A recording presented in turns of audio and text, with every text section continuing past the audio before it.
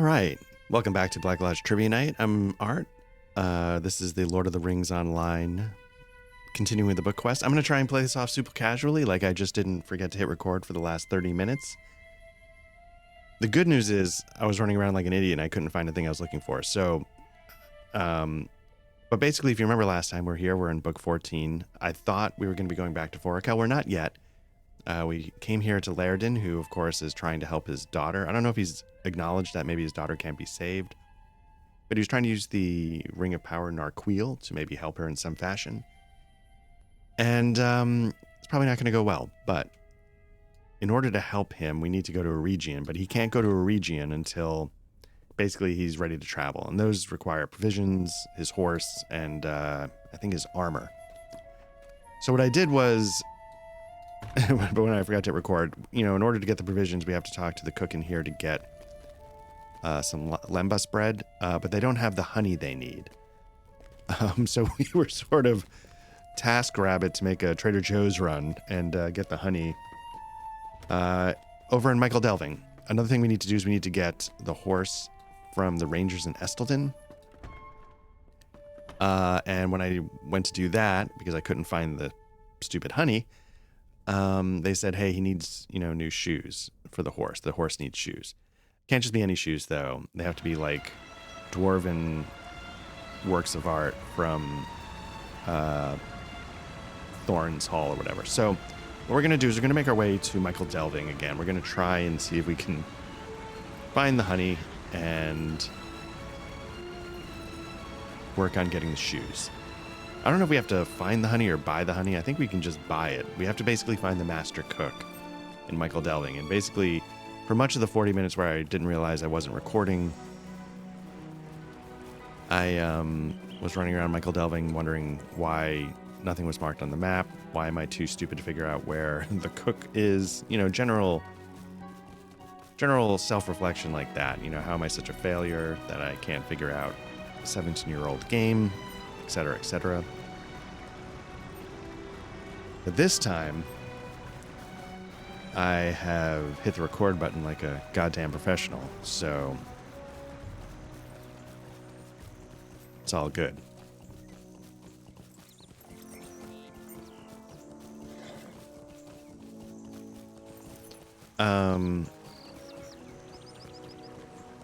Yeah, so we're going to be heading to the Shire.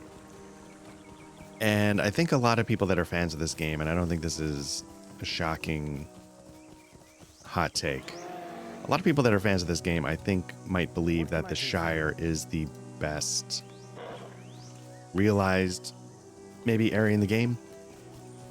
It's a very strong starting area. It's a story that has never grabbed me, so I tend to prefer the Arquette, the dealing with the brigands, the Angmar influence, infiltrating them, the burning down of the whole town.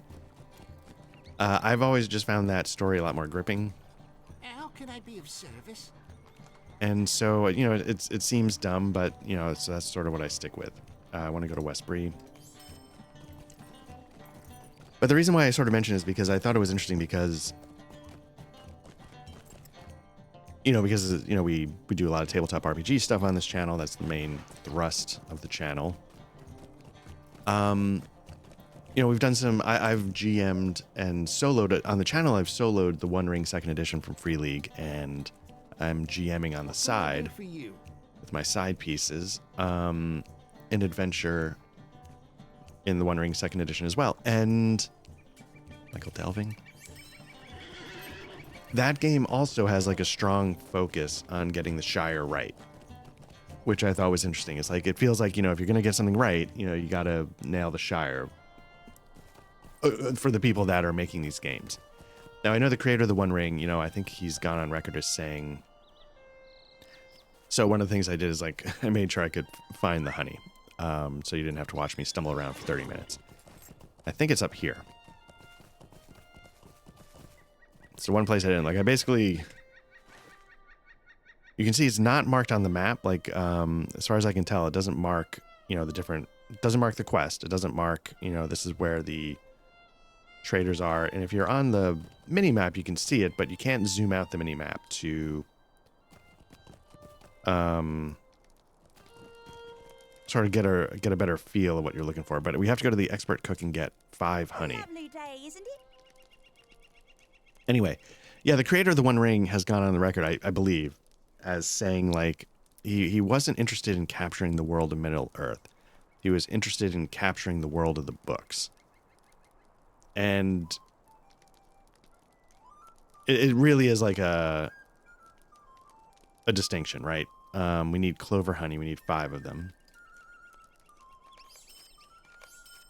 3, 4, 5. Let's see if this count will catch up.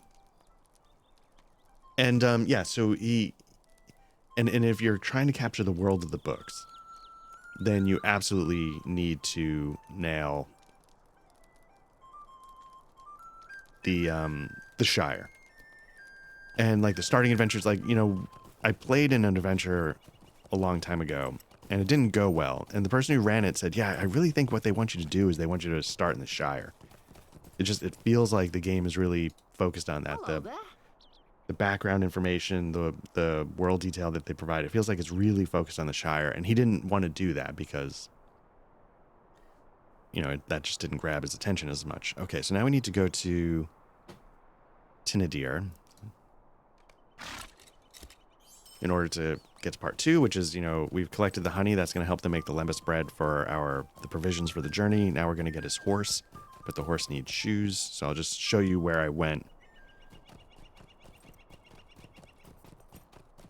And, you know, now that I'm running the One Ring, like, I'm not interested in running something in the Shire with a bunch of hobbits either, but I very much see what he was saying. And, you know, I feel like any GM is going to be able to figure out how to make the other stuff work.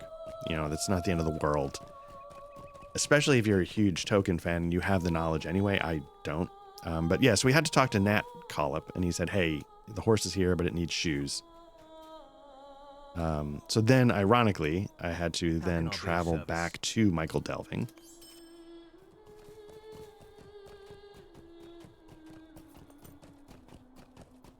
But yeah, it makes sense. And because I feel like, you know, if you're, I don't know. I feel like if you're a hardcore RPG player, you're going to know what's coming out. You're going to know what the game does, what it plays like, et cetera, et cetera. You're going to be informed. But if you're not, and you're trying to grab somebody who's passing by like a rack of RPGs on a shelf, say in like Barnes & Noble, I don't know, whatever, and you want the One Ring, they might not be like, oh, I love these books or I love the movies, so let me take a look. And How do you do? so we need to go to Thorn's Gate. And this is when I realized, oh shit, I hadn't hit record. There were clues with some of the gear that I have that was telling me, hey, like, this isn't working. And I was like, I'm going to ignore that warning.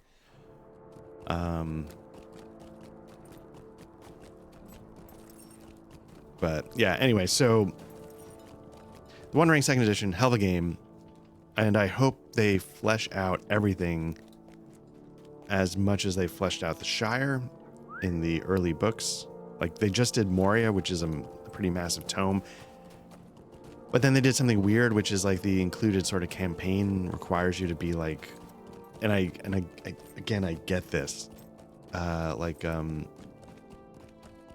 it's basically letting you role play the dwarvish expedition to Moria to start to retake it or something. And so you're playing, you know, in the party of like one of the main dwarf characters in the books. And it's the stuff that I genuinely don't love about the One Ring 2nd Edition is like the name dropping, you know what I mean? Oh God, I'm looking for the cutlery molds. Again, we need molds for the horseshoes so that the guy can make the horseshoes. I've been asked to to go to the expert metalsmith in Thorin's Hall. It's probably going to be the same thing. So let's see, forge. I'm just going to go to the forge and hope for the best. It feels like that's where an expert metalsmith would hang out. So, anyway, yeah. So like, you know, it's like, oh, your patron is Gandalf. You're like, oh my God, for the love of God, like, why? And so, again, the only way they present you this, but again, it kind of makes sense because what they're trying to do is they're trying to present the world of the books. It's kind of interesting. When I was running my little side piece adventure in the One Ring, the players have very mixed feelings about the rule set, which I get. Where am I? Sometimes I have mixed feelings. Most of the time, I feel like the rules are fine. I feel like it does the trick. I thought they worked really well when I was running it in solo. I thought they worked. But what was my point? Talking about the rule set. But one of the things that came up during the discussion is the idea that, because one of the guys that's playing in the game is running Middle Earth role-playing from Iron Crown Enterprises. Greetings. Some adventures in the old school Thieves of Tharbad. And, part of the discussion was that, we need steel, dwarf steel cutlery molds. Let's see, ancient steel, blade mold, cutlery mold. There we go. We need how many? 5.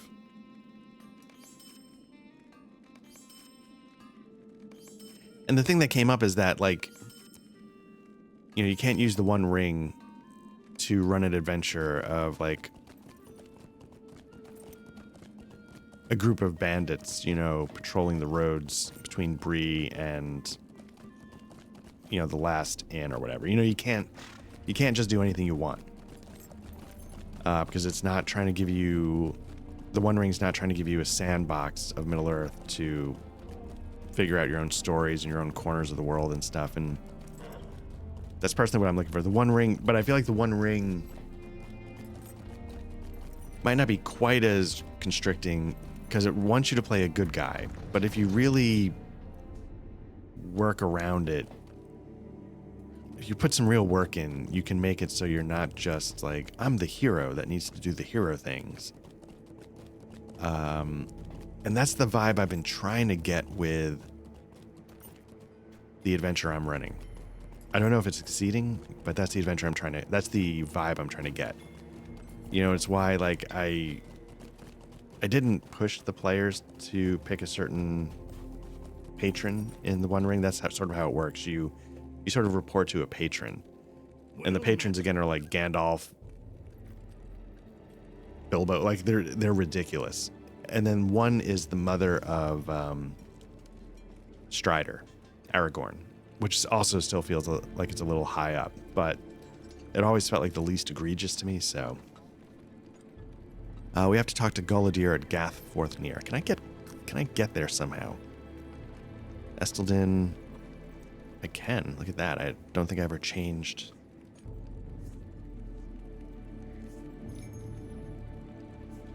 Or I unlocked it from leveling as a place I can muster. I don't know which. Anyway, but yeah, and that was only because I'm the least familiar with that character, so it felt the least, pardon my French, starfucky. Who am I talking to here? Talk to Guladir at Gath Forthnear. Is Guladir inside? Can't remember. And I felt like that sort of, yeah, there we go. That sort of took it down a notch. So you weren't talking to Gandalf. Even, I gotta tell you, even in when the guy was playing my very first game and didn't want to do Hobbit shit, I think we were still talking to Gandalf. And I was just like, this doesn't feel good at all. All right, so here we were trying to find Laerdan's armor. It's like, alas, I don't know where Laerdan's breastplate may lie. I do not recall him wearing it when we came to Gath Forthnear. There's one place you may look, but it is a terrible and dangerous place. When we first passed Ramas Deluan, we took refuge at a place called Dolandath. And blah, blah, blah. When the dead arose, we fled and left much behind. Perhaps his breastplate is there. Okay. Okay, so if you wish to search Dolandath, you will find the entrance in Imlad Balcorth, to the south and west of Mirkworth. but beware the dead, of course.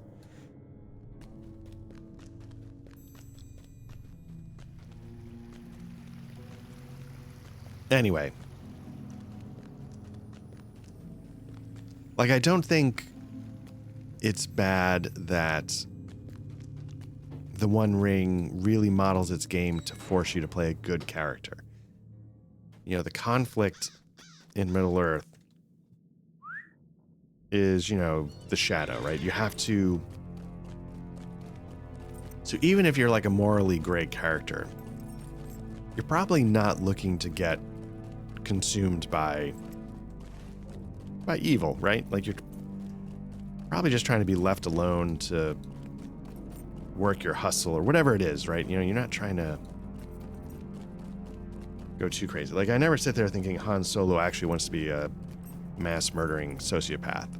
You know, he doesn't want to deal with the law and its inconveniences, but, you know, he just wants to be left alone. That's sort of what I always see as, like, one of the driving forces of, like, a scoundrel kind of character is, you know, morally gray, maybe not doing the right thing, try not to hurt anybody, they just want to be left alone. And eventually, you know, part of their journey is often that they realize by not doing something, they are hurting people, and you can't just sit idly by just because you think this doesn't impact. Okay, so yeah, here in the United States, we're about to have our presidential election. So, you know, some classic themes still hold true. You know, you can't sit idly by. You have to vote. You can't look at issues in the sense like, you know, it's not hurting me directly. You know, it's hurting somebody. Don't stand idly by just because you're not the one being impacted at this moment. Because then someday you might need somebody to not stand idly by on your behalf. Anyway. God. Well, soon... you know what, I was about to say something stupid. Soon the elections will be finally decided, but... for one side, that is not the plan at all. It's to jam the shit out of everything and be... should they lose, an American sore losers. Anyway. Enough about that. What am I doing? Find Laerdan's breastplate. I think this... Am I looking for the entrance?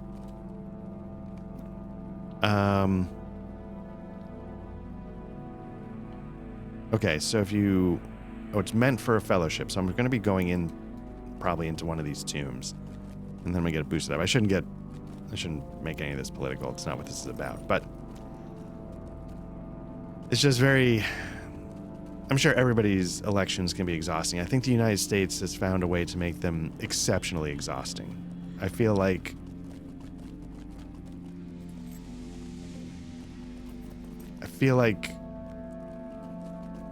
processes are getting refined and worked out and smoothed out, you know, people learning, iterating. We aren't that. I don't feel like we're doing that. And so we make our elections drag out forever. The amount of money we spend on our elections could probably solve a lot of problems.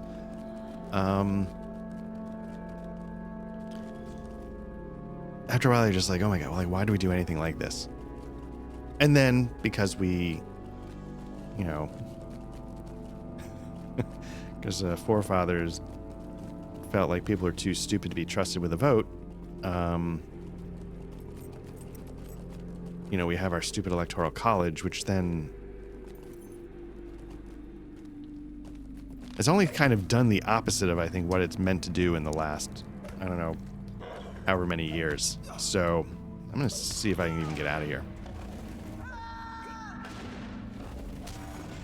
I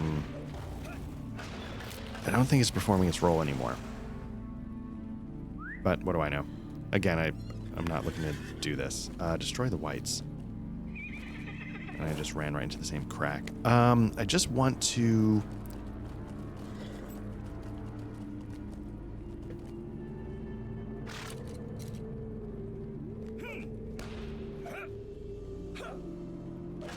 I don't feel like I'm in the right spot because this area is just the outside area. There's nothing here that would say this needs to be done by a fellowship.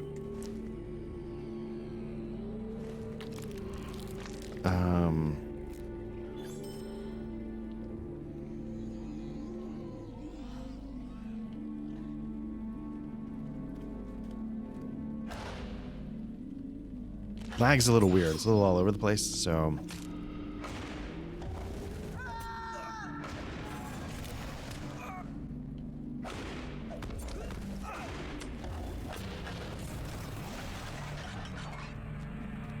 Okay, so now it's saying somewhere right around here. I just believe I'm trying to find an entrance. It's not letting me... I just assumed it was here. But it doesn't seem to be. Is it up higher?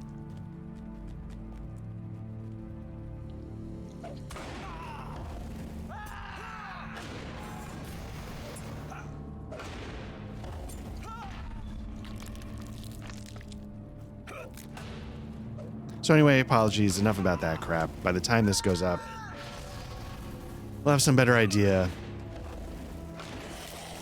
of where we're going for the next 4 years, so hopefully.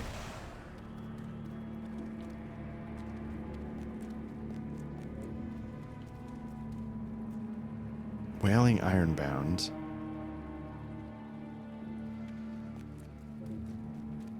I don't know why the entrance would be behind it, unless there's a little passage here or something. Oh, is this it? Dolendoth? Alright, let's check it out.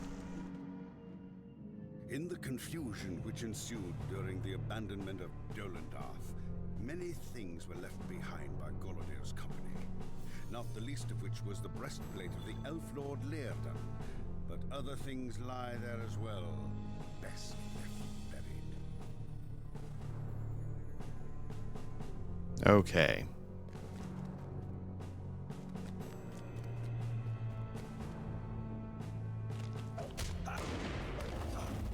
I'm wondering if these will count towards the 10 thing I was doing outside.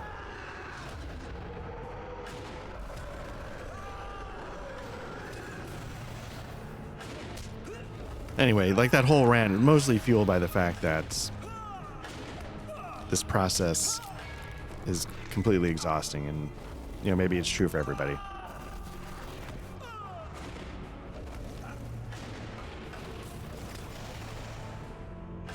In other countries, I mean. I'm sure it's exhausting for everybody here. Anyway, so yeah, we're gonna see if we can get the breastplate here, and then I think we've got everything we need to continue. I don't know...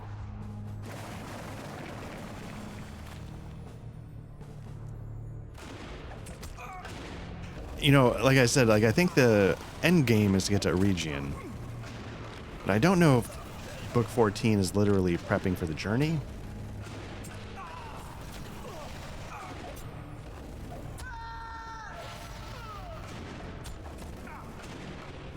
Because again, in my recollection, I thought we were going back to Forakel. But then when, you know, when I saw like at the end of the last session when Eregion was where we're headed next, then I was like, yeah, this couldn't possibly have been part of the original game because Eregion, I don't think, was in Lotro at release, so probably get rid of some of these status effects that are going on. I don't know if that'll do anything.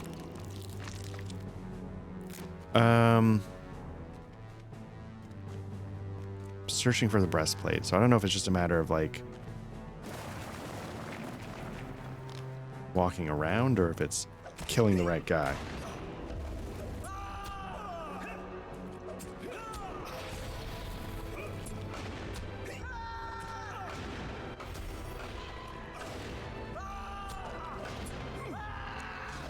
Again, in my head, I don't have to worry too much about, what I'm actually fighting because I'm boosted up to be able to do a fellowship quest solo, and it basically trivializes any challenge. So yeah, imagine even in a fellowship, you're just like, get the right makeup of a party, and you could probably roll through a lot of stuff.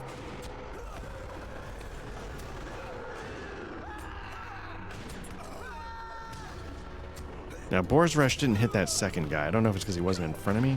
Let's see if position matters in this case. Okay, the lag is okay. Let me see if I can get the gambit building. It wasn't registering with my normal cadence of button presses.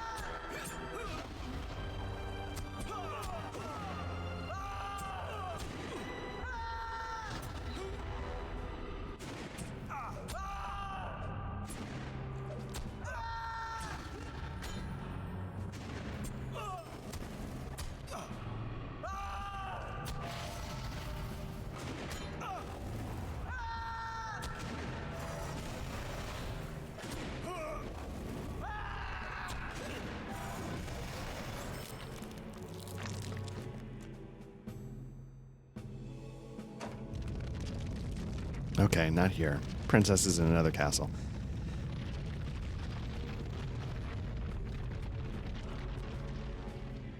I'll just say one more thing. You know, I got a little heated about, like, you know, one side is not preparing to accept the results. I think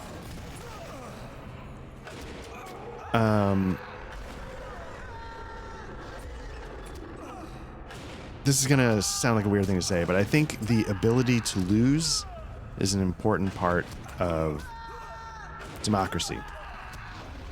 If it's really, you know, the will of the people and whatnot, if that's really what you're shooting for, when the people speak and you don't get it, you have to be like, okay, the people spoke and I didn't get it. And then you take on the next challenge. That's why I was like getting a little annoyed, because after what happened the last time, a particular candidate lost in our country. You can't, that can't be the way it gets handled. So you have to be able to, if you're going to run for office, you got to be able to lose. And if it's really about the will of the people, you have to be able to respect the will of the people.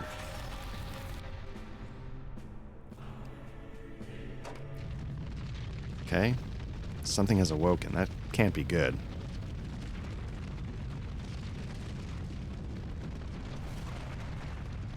In the distance, the sound of laughter is heard. Also probably not good. So I have a feeling there's probably a second layer to this place. Because I feel like I should be able to... Oh, here we go. Maybe this was just opened. Cursed Tomb White.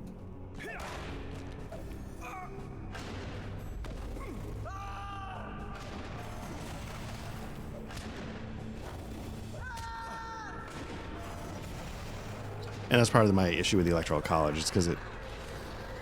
In the last 20-something years, it's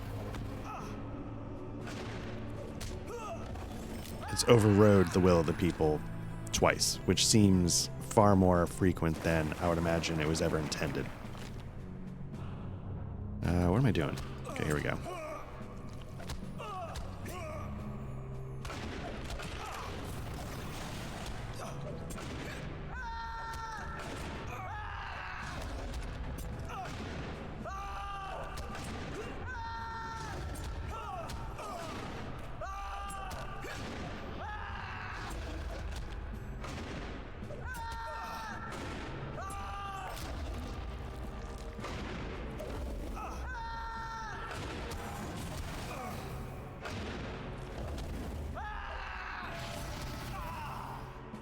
Okay. What are we dealing with? Golgur, Minion of Shadow, Elite Master, 12,000. Let's do this. Just as I have foreseen. You have come for the elf's armor, have you not? Well, your search has not been in vain, for here it is. Unfortunately, your search has also led to your doom. They often don't foresee this part of the equation correctly. Ah, yes, young Jedi, I have foreseen that you will come and confront me. Turn against your father. Oh god, I'm getting thrown into an engine. You know, it's like, oh god, how did I not see that part? You know, like, it's not like it was like, you know, just some like, huh. It's just, I got picked up and tossed into an engine. Like, you know, but don't worry, folks. Because Star Wars is fucking stupid. He comes back.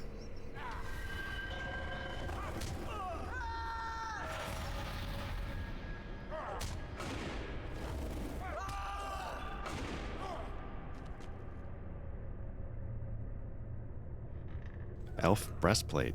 There we go. So we've got destroy the... Okay, what I might do is I don't know what this destroy the whites are. I might just quickly mithril coin that around a little bit, get that cashed in, and then get back to the book quest, because I didn't even realize I had that quest. So let's figure out how to get out of here. This feels like it... wallet. Why is this?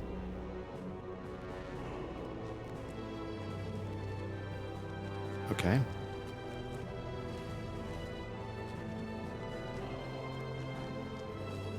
Here we go. Can't mithril coin it when you're in an instance dungeon. So let's just quickly... I don't even know where to go for this. Where are we? Just some... Okay, so it's not Gathforth near. It's... yeah, it's at this other... Oh, Mirkworth. Okay. Who are we talking to? Talk to Sigar. Here we are. What do you want? And we'll take this. Why not? I never use any of those, and that's fine. Next, we need to bring the breastplate back to Gathforth near. Is there a... is there a stable here? But this... It's not that far. So let's, Okay. I was about to say, let's hoof it back, and it was actually an unintentional, and, I feel like that level of dogshit dad joke I have to acknowledge was going to be an accident, and, I apologize. So, yeah, let's get back to, Gathforth near. Let's give him the breastplate, see if we're good to go.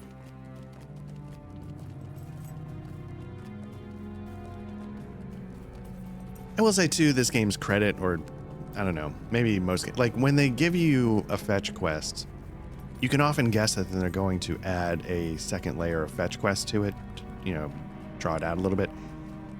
But it feels like it's usually just that one time. I don't know if there's ever been one where it's like, oh no, now this needs leather straps, and oh, the armor set must be polished before we hand it back to be worthy of, you know, blah, blah, blah. Usually, like, once you get that secondary, you know, talk to this guy to get my breastplate. Sorry, I don't have it. It's here. Usually that's sort of the end of it.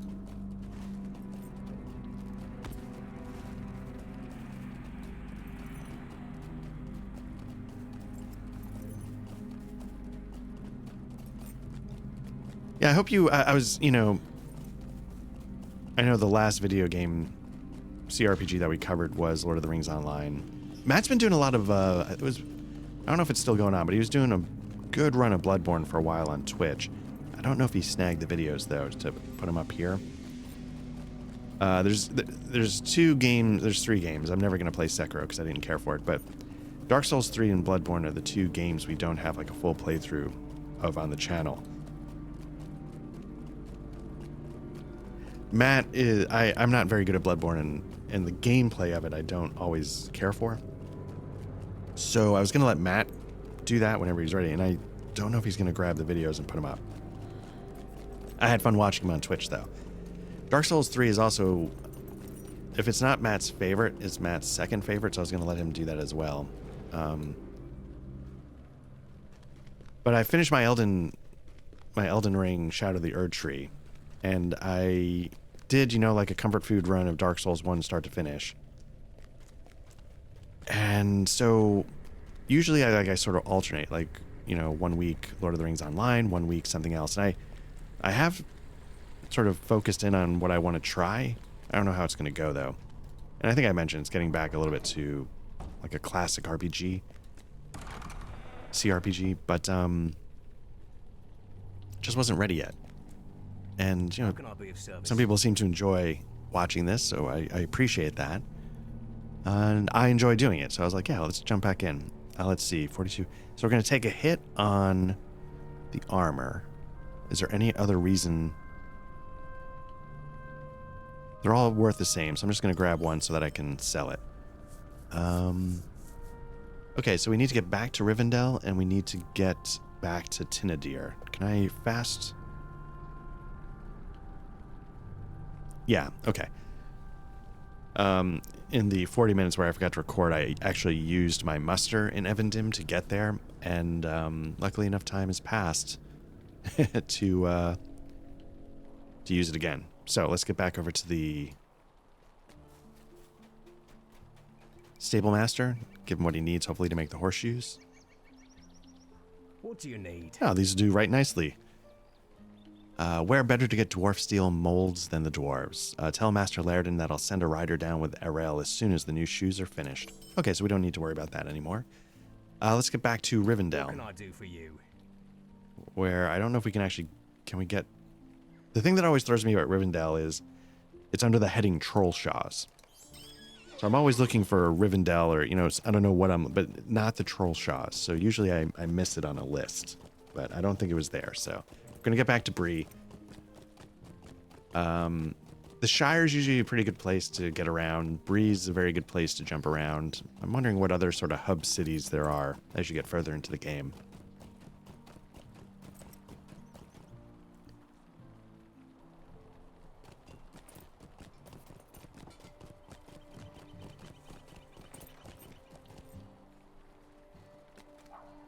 Greetings. Get to the other side, I think. Can I get to the troll shot? No. I know last time when I was playing, I went on and on about audio stuff. I don't know if anybody actually cares. I ended up following through on selling my Shure SM7B. I sold my Earthworks Ethos. The last session was actually recorded with 3 separate microphones. It's probably pretty evident, but because, you know, a lot of times I don't record this all in one go. If I did, I would stream it.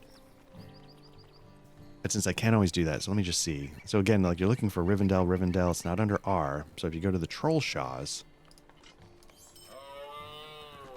which again, totally makes sense based on the maps, but it's just, it feels separate in my mind somehow. Anyway. But yeah, I carried through on selling the SM7B. I sold the Earthworks Ethos. And I used that money to buy a new microphone, which was one of the 3 last time. And it was interesting. I was watching a video. And maybe I was talking about this last time. I can't recall. There's like the streaming professor. I forget his name. Epos Fox or something like that. And he was talking about, like, having, like, he was getting really overwhelmed by the amount of gear he had just stockpiling that he was intending to review. And how it was getting to be too much, and it was just piling up and piling up and piling up. And then he sort of was like, I feel like I just need to pare everything back. You know, a lot of times when you get into the game, you know, there's a lot of videos out there saying, oh, you need this and you need that. And so the jokey acronym is you get GAS, you get Gear Acquisition Syndrome. And I'm very much someone who's susceptible to that. And I think once you realize, you know, the first step in having a problem is admitting you have one. And I think I'm sort of clearing that bar. And you just find the thing that you really like. You don't have to play around. And I think I finally found that. Hopefully. And so I might sell off one more mic. But it's hard, though. I have the Austrian Audio OC16. And I got that because I always regretted getting rid of the 18. But I've picked up a Lauten LS208. And so far, I really... Oh, I got to go to... person to make the lambas bread, not...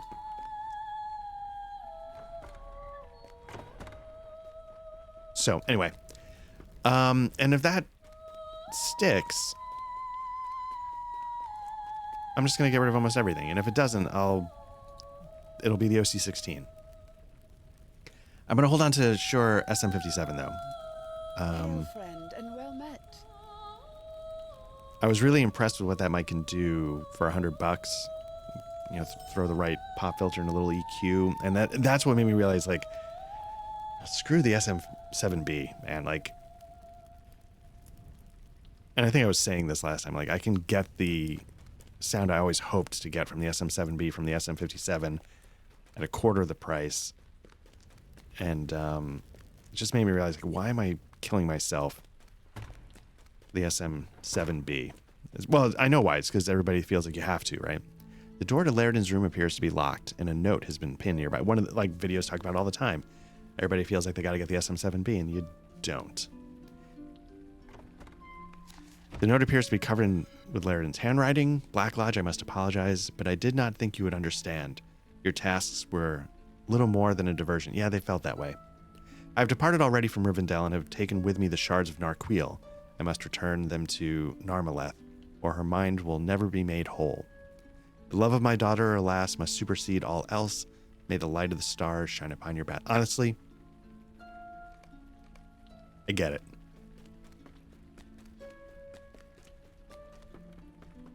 And while people would say, like, you know, the greater good, how can you, as a father to two incredible kids, I get it. So anyway, yeah.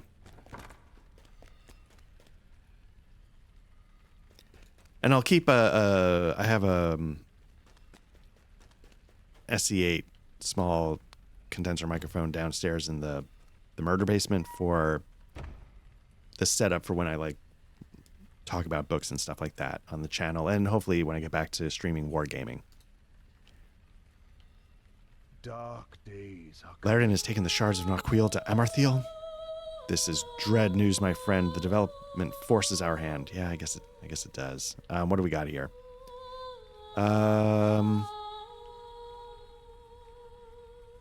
Again, these are tokens that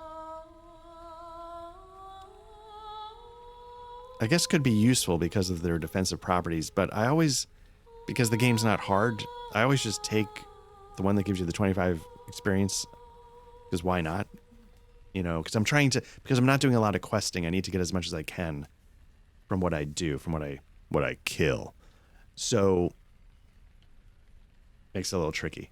And so I take these, but that experience point bonus, and maybe you can get that with like scrolls or something, and you have the best of both worlds.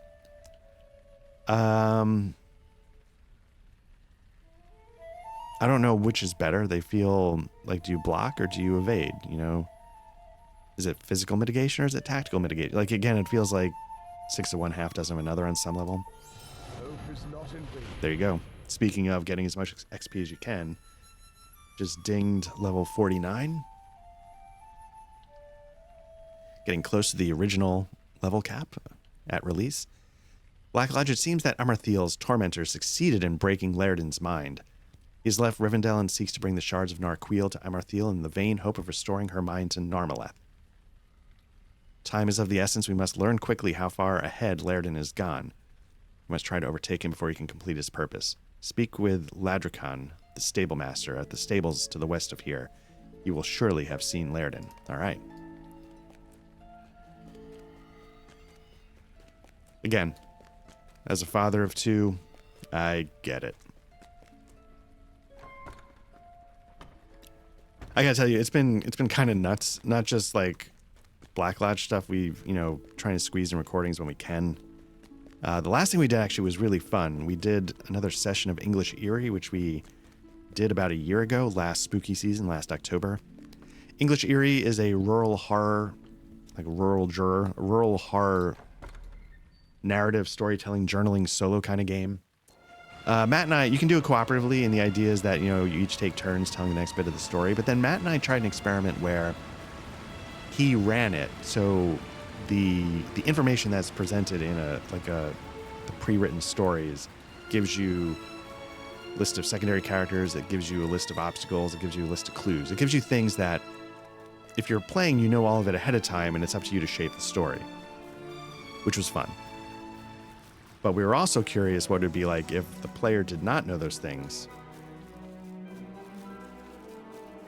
To keep that a surprise and how that might impact the story. So,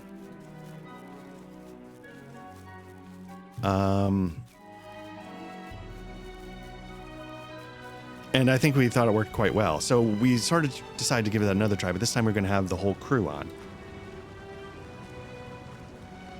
Patrick and Matt would be implementing the cooperative side of the storytelling, which they would each take turns drawing the card and furthering the story so that the other person had to sort of respond to what they did.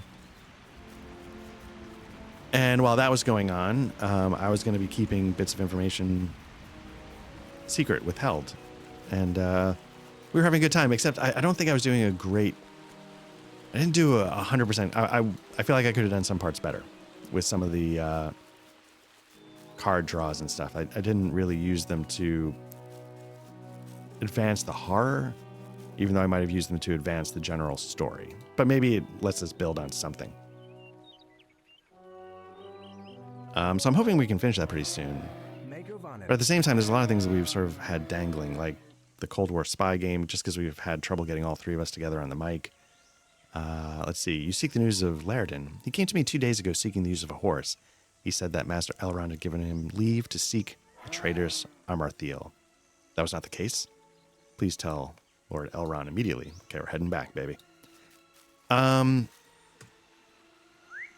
Eat the Reich. So as you can see, the fact I'm on like part 17 of this thing, I'm very much a believer in like, if it were just on our own, we could let whatever we want dangle. But because it's on a channel, I feel an obligation to tie things off. Like, I feel like I was talking about like, the next classic CRPG that I want to talk.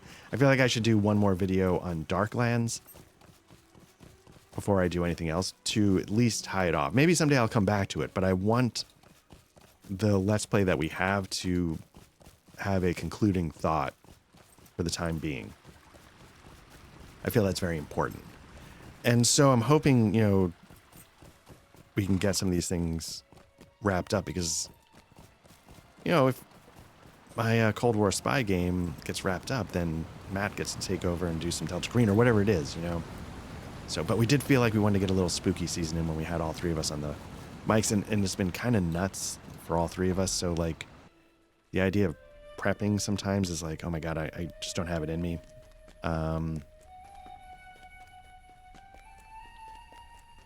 And that's the case with the English. It was spooky season mixed with needing something that was a little more pick up and go.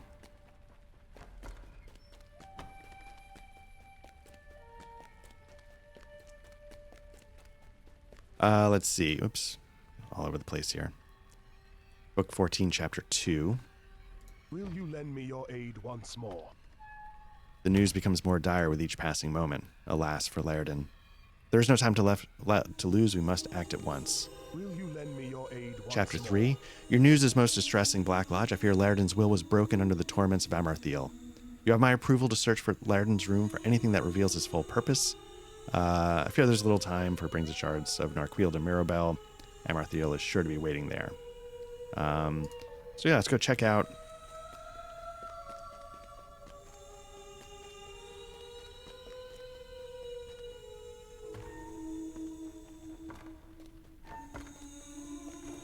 his room real quick. But I'm hoping, we can bang out the English Eerie soon. I'm hoping we can bang out Eat the Reich and get my Cold War spy game wrapped up. And it's sort of weird because you have to start like prepping a lot more in advance than I realized. I've started thinking about what I'm going to do next and trying to sort of figure out the system to do it in. See, an old map of a region, okay. Sketched a route across it from Revendell, south to a region, but contains no other clues.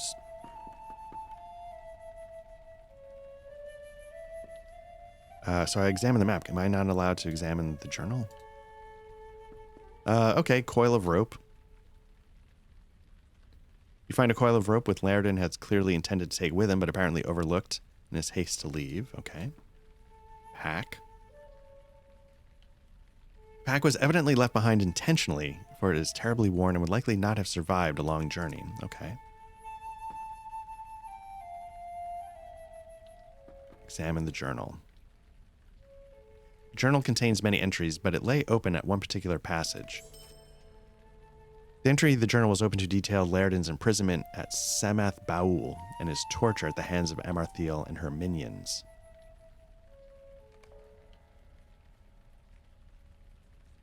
Okay, so I think this is going to sort of give us an instance. Okay, I already forgot who I need to talk to. Let's see. Should you read further into the journal, may provide some clues as to Laerdan's purpose. I'm starting. Was I supposed to stay in there and keep reading?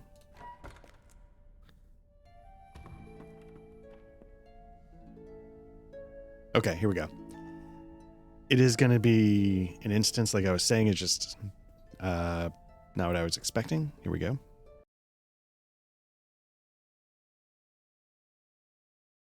I wonder when the next expansion comes out. They just had the screen up for it, the legacy of whatever. I think I mentioned I buy just about every expansion I can because I don't pay for the monthly subscription. In Samath Baul, the elf lord Laerdan was tormented, both in body and mind. Even elves can only endure for so long, though Laerdan resisted to the last. When pain alone proved ineffective, Amarthiel turned to deception. So I don't know if this is the first time we've had this experience where they do an instance, but it's like another story, so to speak, something we didn't experience firsthand. My lord will soon have the ring. I think it's kind of a nice touch. I don't know if other games do this, but I have an important assignment for you, Bloodletter. If you carry it out well, it might allow you your choice of treasures from our latest captives. The Trev Galorg may be poor, but sometimes they fashion things of great worth, and you might even earn yourself a pretty bauble. Okay, so it looks like we're playing like a called a Bloodletter. Well, it says Black Lodge, but a Bloodletter. So I imagine we're sort of some kind of henchman, torturer, Angmar kind of thing. Let's see. I received word that our mistress will be coming to Samath Baul to question the elf Laerdan, and I want everything to run smoothly during her visit. The corpses in the tower have given rise to tremendous blood leeches. Okay. And their filth and disease has been distracting for the rest of it. So again, it's going to be another TaskRabbit thing. That's weird. Okay. I don't need this.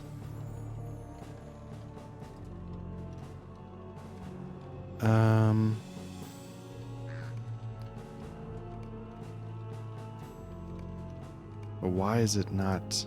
Okay, let me just decline these real quick. Clear the vermin from Samath Baul. So, even though your mistress is wasting her time, Bloodletter, long may the minstrel sing of the defiance of Laerdan of Linden.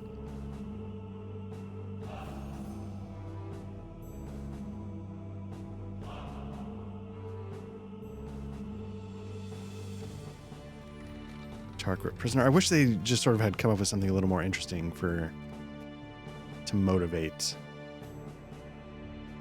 I feel like something's off here.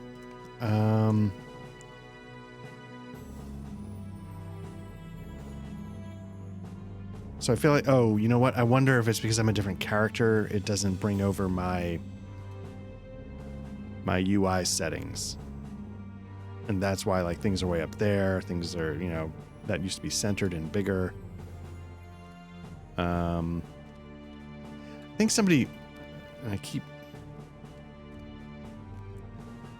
once told me there was a way to make that a, I don't know if preset's the right phrase, but I thought there was a way to sort of make it remember across characters. Somebody I think told me in a comment once, and I just completely blanked. Oh, there we go. So I've got certain skills here: 2-cut, reaping swing. This is the one thing I don't like about this, is that then you sort of have to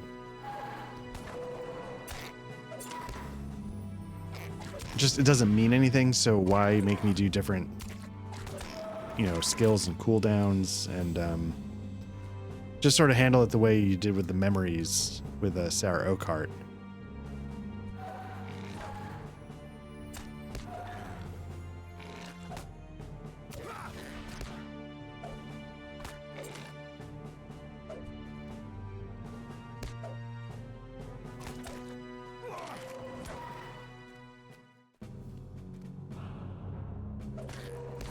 Like, it doesn't even matter what, like, just I'm hitting whatever, 1, 2, 3, 4, 5, because who cares?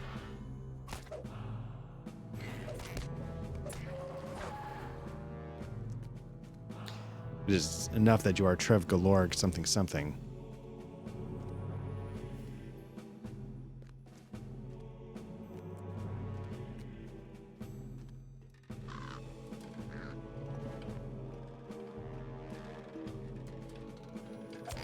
It's just, you know, the combination of, like I said, I like the idea of being able to get insight into these other stories. But, like, everything about this setup makes it feel incredibly disposable. Like they knew it didn't matter.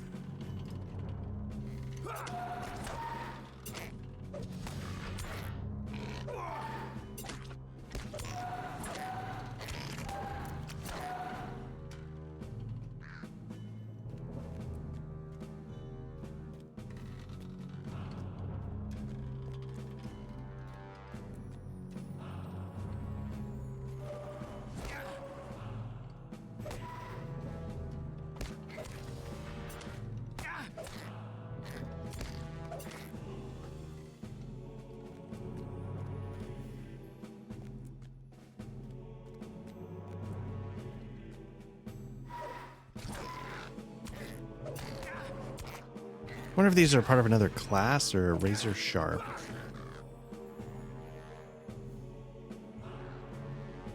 They don't seem, because this last one is specifically like an evil.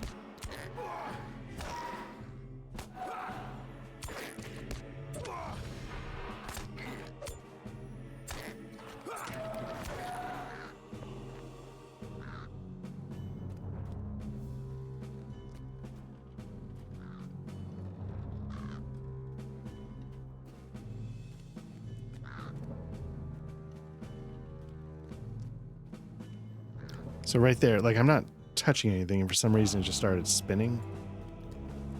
I don't know if my mouse is dirty, if there's something up with my keyboard. I didn't notice it with my main though, just only when I've been doing this instance.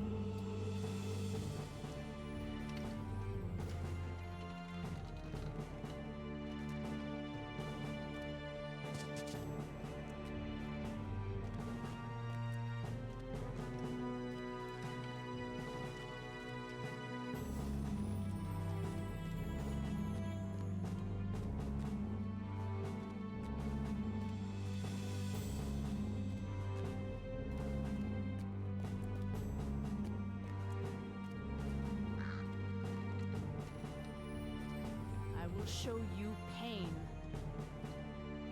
Okay. You've cleared the Tower of Blood Leeches. You will go far, Bloodletter. Perhaps I will tell our mistress of your dedication when she arrives. What? The Tarkrip are all asleep? And Laws of Dirk as well? I would never question our mistress, but I do not understand why she would send such spineless sluggards to guard Samath Baul. Surely the bloodletters under my command are sufficient. Awaken all the sleeping Tarkrip and the useless Gortharog as well. If he is to be keymaster, he should be at his post outside the tower. Use your boot if necessary, bloodletter. So yeah, these are really stupid quests. Not to be too blunt, but there's no, like, this isn't gameplay, right? This is just, what have we been doing? We're reading, like, is this what he wrote in his journal? There was one bloodletter who, these Tarkrip are the best guards your mistress could find. The slugs would make better servants.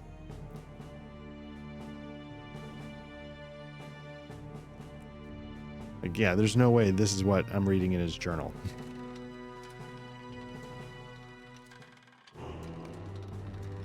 What's the idea, Worm? Think you've got power, do you? And now we're gonna have to fight them? Or no? Okay.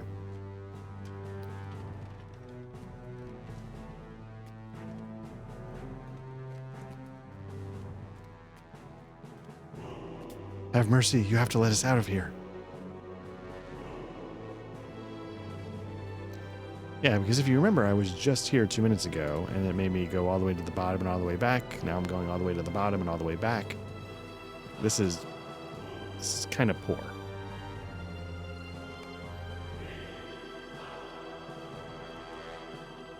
I mean, it's not kind of poor. This doesn't really qualify as gameplay, in my mind.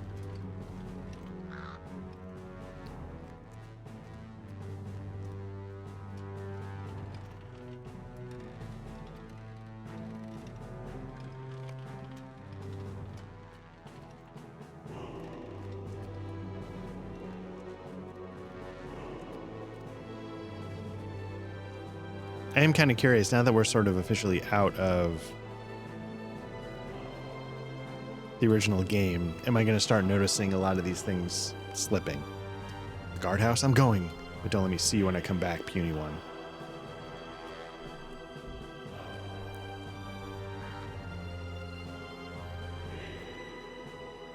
Okay, so somewhere I missed one of the guards. Oh, there we go.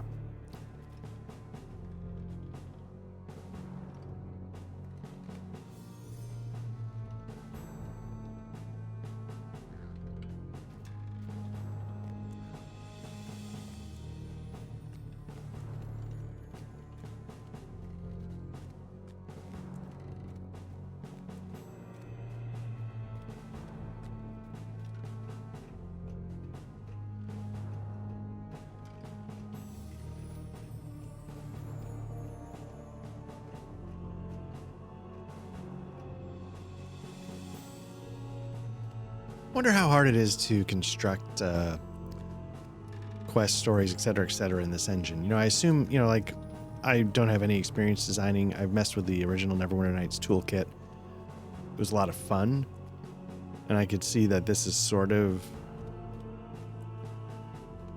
I don't know. My lord will soon have the ring. Our mistress has arrived, bloodletter. Since you have been of such use, I grant you this boon, to watch her interrogation of the elf Laerdan. Some few of your brothers have also been given the great honor that they too may be rewarded.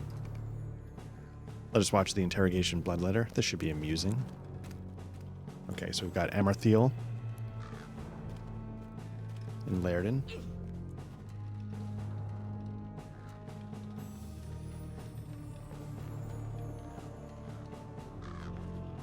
His will is strong. Yes, we are fortunate.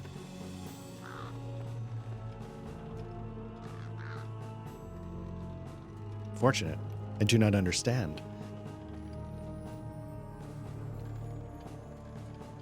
It will make Laerdan a more useful pawn. Moo ha ha ha ha.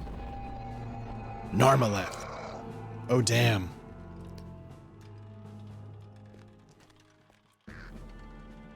So his daughter is not actually in danger. It's that he's been fooled. So this is all a trick to get him to bring the ring, I assume. How can this be? I do not have much time, father. I cannot resist her for long, so it's all a sham. Is Narchuil still hidden from them? Half they found pulling the location from my mind. I am sorry. But I have strengthened my resolve. They will never find the second half of Narchuil.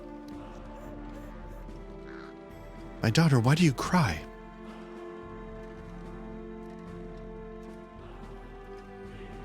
It was the power of Narchuil that brought me under her spell, Father. Only its power can free me from Amarthiel forever.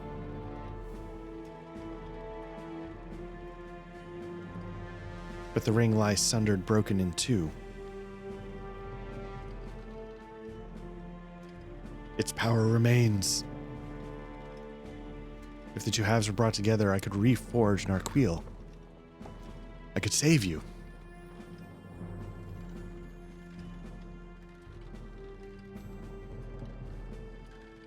One half of the ring is being kept in the fastness of Barad Dragul. I think that's the one we grabbed from the top of the tower. Perhaps one of your friends could retrieve it for you. Oh, now we were a pawn. But where lies the other half of Narchuil? Forakel. It is somewhere in Forakel, but I do not know where. Thank you, Father.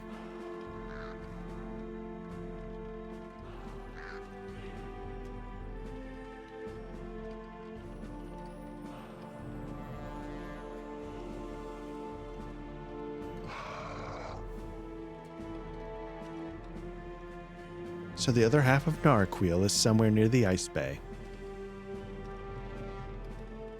Mistress, I would be honored to travel north in search of this ring. No, Morven, I need you here. There are other... What's wrong, Mistress?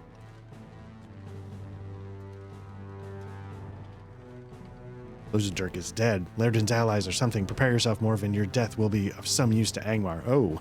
She's like, wait, what? Bloodletter, come here. I will show you pain.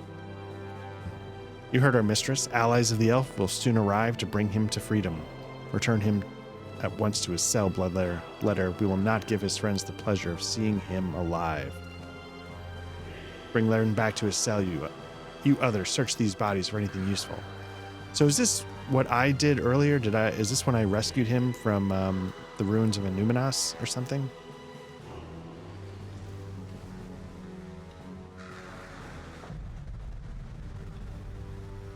I have no idea. It is too late, Bloodletter. The elf will die here, as will we. I just don't remember being in this room. For Angmar and the Mistress. Completed. Instance the prisoner of Samath Baul.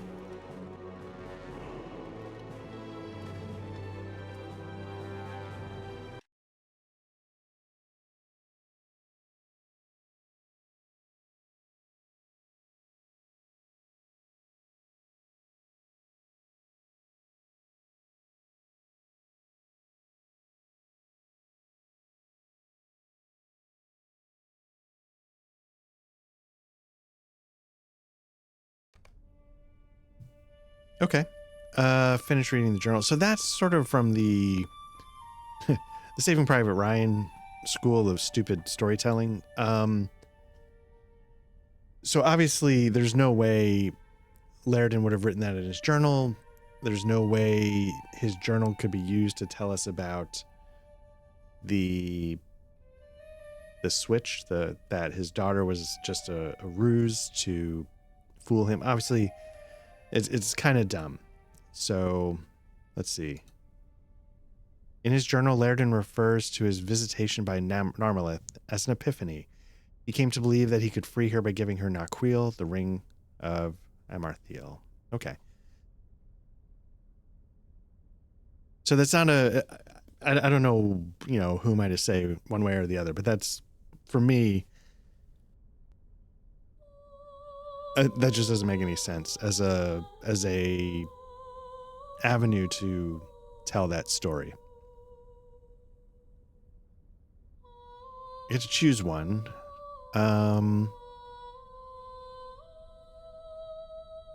don't know if either of these. This one could give me a little bit more vitality than the Arnorian Knight's Bracelet. So maybe I just take that, because why not? You learn nothing more from Laerdan's journal than the details of his imprisonment and his encounters with Amarthiel and Narmaleth. Because in his journal, like, because of this storytelling device, then Laerdan would be in on it, but of course he's not. So this was, you know, whatever. Okay, so before I go any further, let me see if I can find the bracelet. There we go. Drop it in there. And, okay, so now we're going to go talk to Elrond.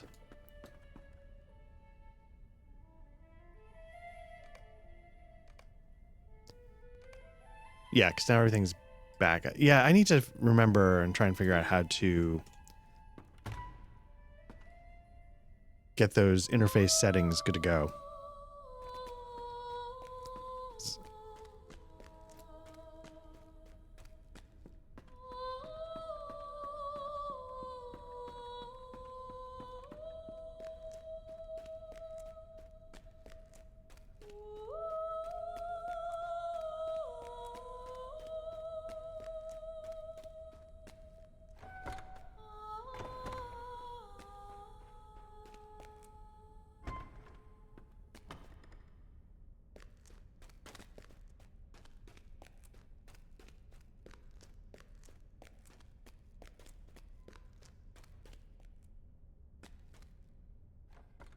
Okay.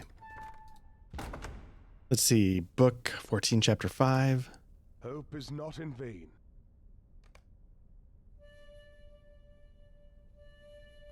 Alas, this is sorrowful and dreadful news you bring. I now understand how Laerdan was broken. The evils of Angmar are truly great if they can turn a father's love for his daughter into a terrible weapon. This forebodes a greater evil still. So, is he saying that with the idea that we're in the know now, that it was a trick? Dark days are coming. I dread what is to come, Black Lodge. Laerdan's journal brings me great distress. I fear the deceptions of Amarthiel will bring Laerdan to a terror. To me, that's implying that, yeah, we're now in the know that it was a trick. And again, there's no way the journal would tell us that. Okay, discuss with Elrond what fate may await Laerdan.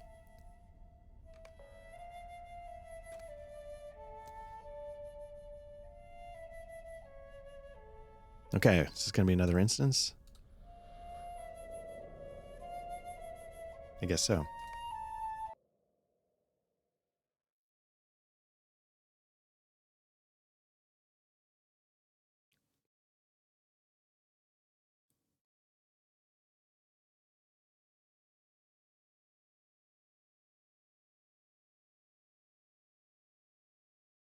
Laerdan's delusion is complete.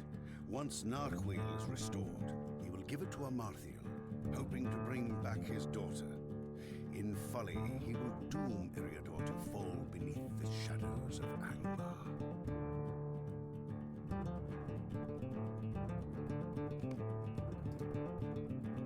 This is going to pop these up every time I switch to a new... Okay, here we are. We're in a region.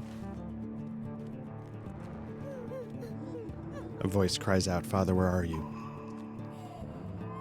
Wait, are all these guys coming?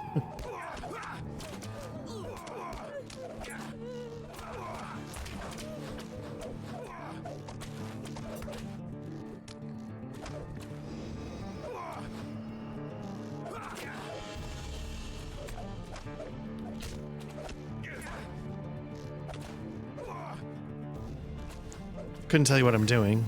These are sort of hunter skills, but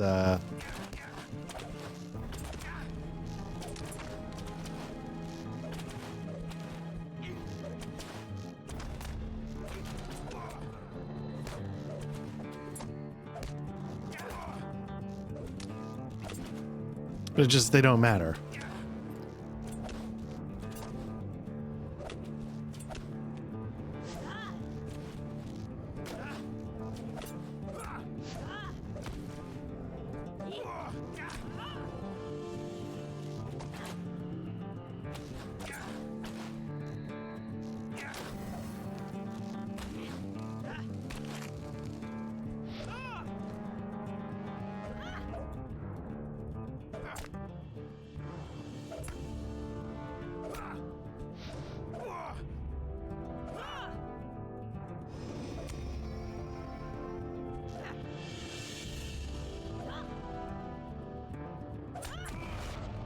Whoa, okay.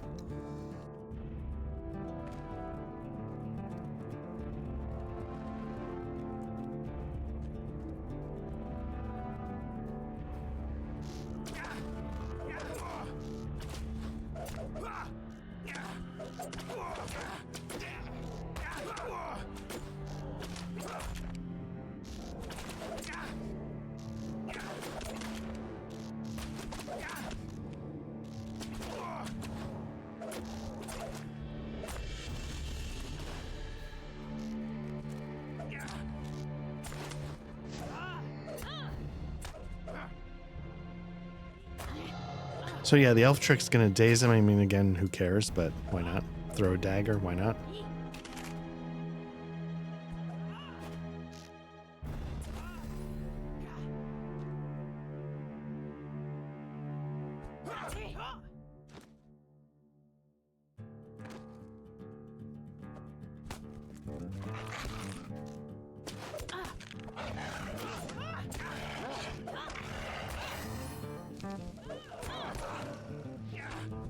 I feel like in the elvish, when you create an elvish character, I thought some of that story is told like a long time ago. But I mean, since elves are immortal, I mean, it could have been your character that was there. But I thought it was sort of like done as a flashback. And I remember enjoying the starting areas for the elves.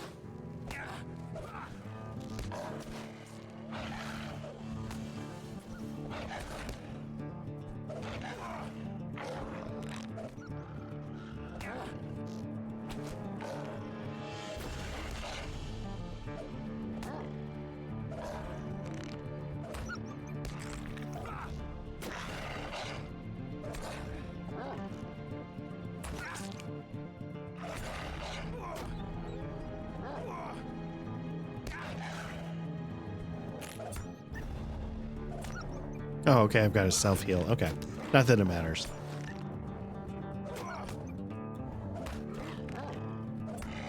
You know, I thought hunters were high DPS murder hobo machines here, but...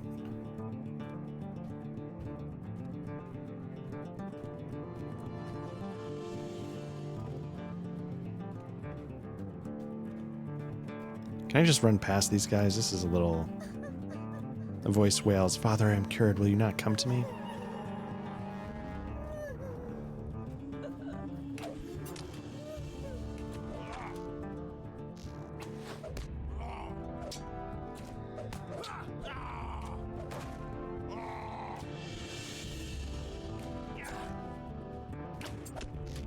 Now, I confess it's been a long time since I've done questing in a region. You know, I did my main 84 Warden, that was a long time ago. I did a champion a really long time ago. But then recently, I was doing a thief, a burglar, which I was really enjoying, but I only got up to like level 46 or so I didn't get to this point. I don't know what I'm supposed to be doing. Searching for my beloved daughter, seeking to bring her the shards of Narchuil and restore her mind. So I guess, is this what I'm doing now? Like...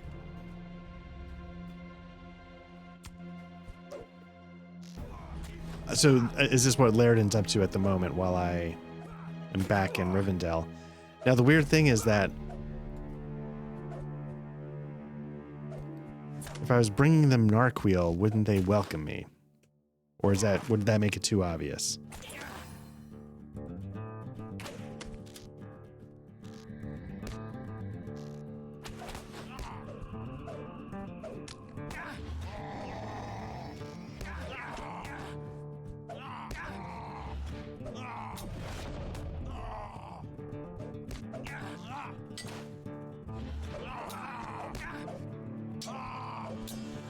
I mean, I guess I could land the self-heal just to do it.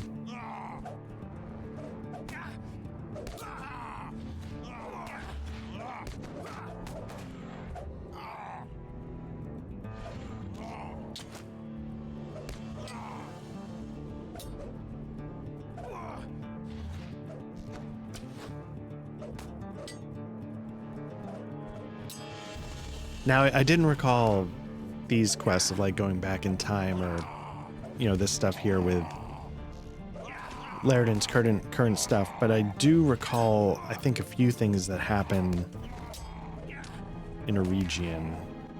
There's an area that's sort of like a snowy hillside. I don't know if that's actually here, though. I guess I should pay attention.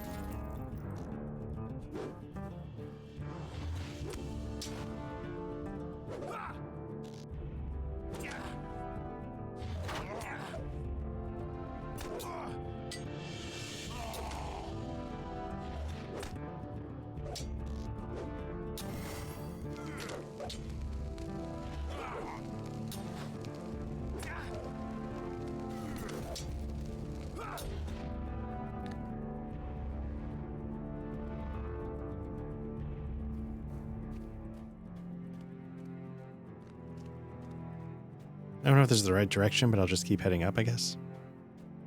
Since the voice wails, "Father, I am scared. Will no one help me?"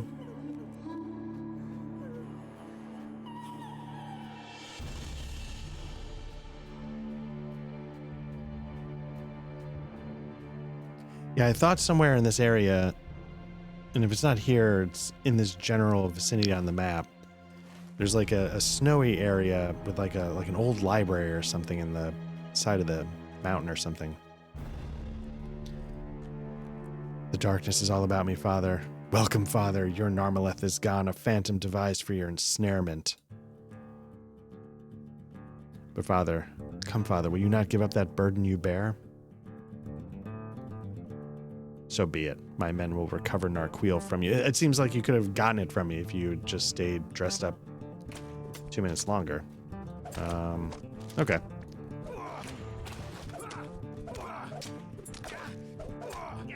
Then I guess we couldn't have this kick-ass fight.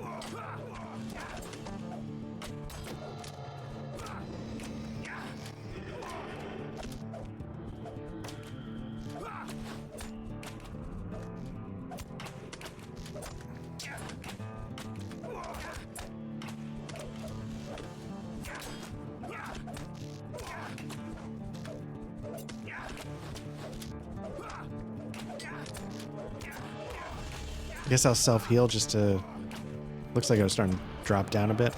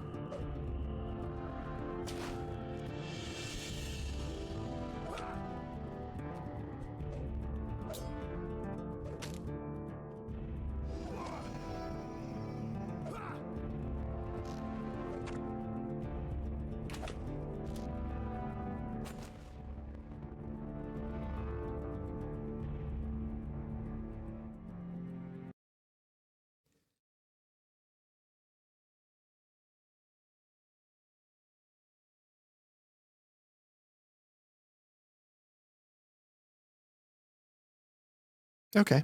I was going to take us back to Rivendell, or is it going to continue the story of Laerdan somehow? Okay, no, we're back with Elrond. Okay. Got a level 72 hunter. Nice. Book 14, Chapter 6, The Fate of Laerdan. Dark days are coming. To think of Laerdan's fate grieves me, but we can dwell upon it no longer. Greater still is the threat of Amarthiel. Oh, is the threat Amarthiel will become if Narchuil should fall into her grasp. Choose one. Let's see. Okay, so last time we got Billigekor. What does this one do? Boost some vitality, which is always nice. What does this one do? So it's fate, vitality, in combat, power regen. Sorry, no. I'll take this one because again it boosts vitality. You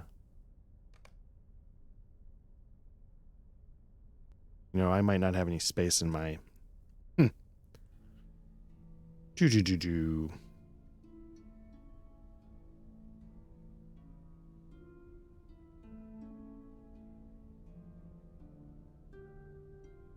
Okay, let's take a look at this.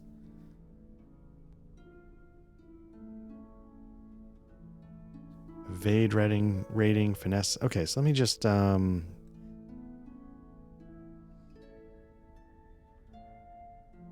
select earning a virtue.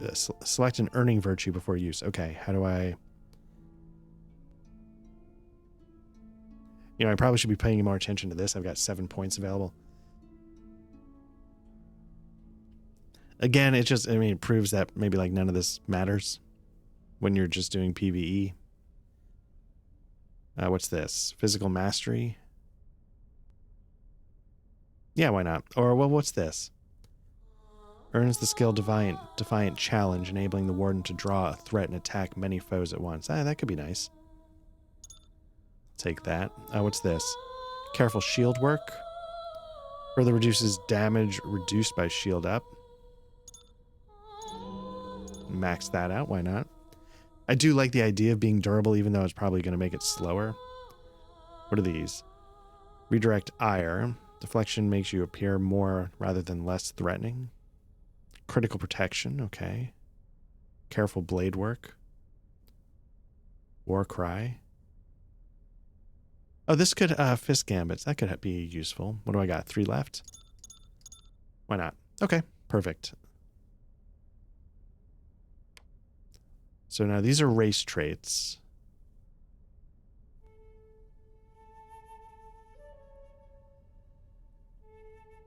I've got 3 equipped. Okay. Now these are going to be the virtue. I feel like loyalty is always useful. So let me bump up that.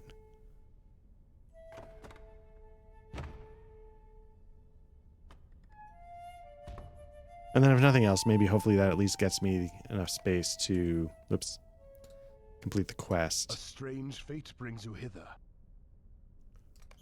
Dark days are Okay, coming. so here we go. We're going to move this into here. Oops.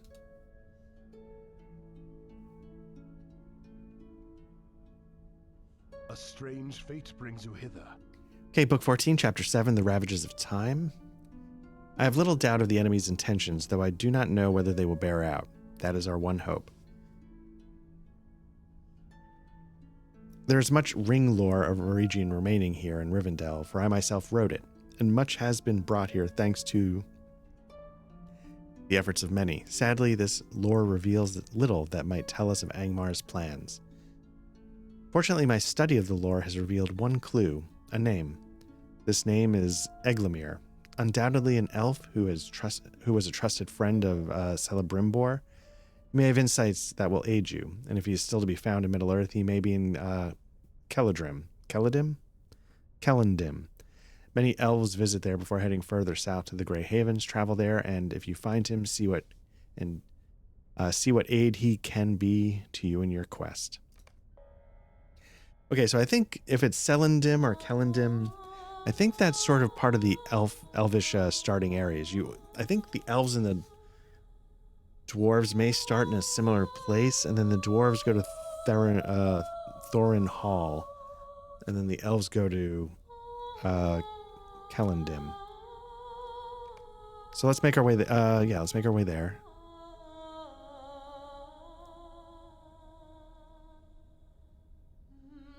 I want to hold it again because I feel like this might be the start of like book 2 or something, volume 2. So I don't want to do things out of order.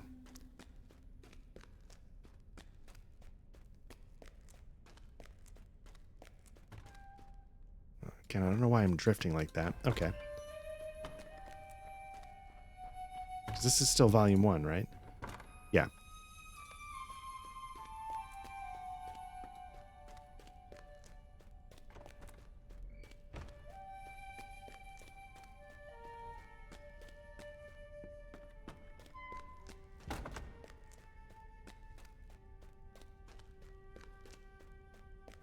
You know what? Before I go, Greetings, friend. How may I be of help?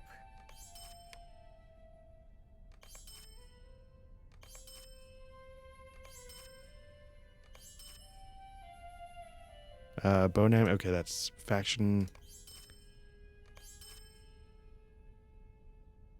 Burglars, captains, and Lormat. Now, technically, I have a burglar. I could probably give it to him, so maybe I'll hold on to that for a second. Reputation item. Nope. Nope. Okay, this is something sought after by Laura. Okay, that's locked, so let me lock this as well.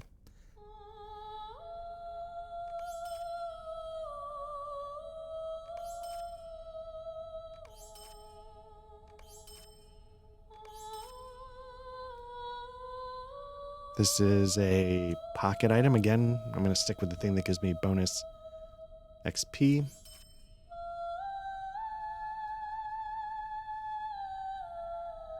So what is this?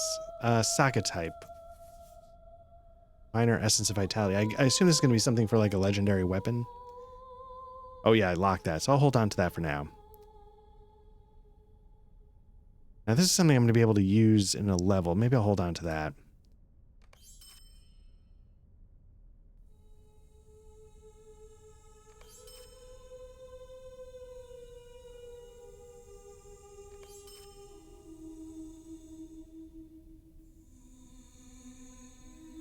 Let me see.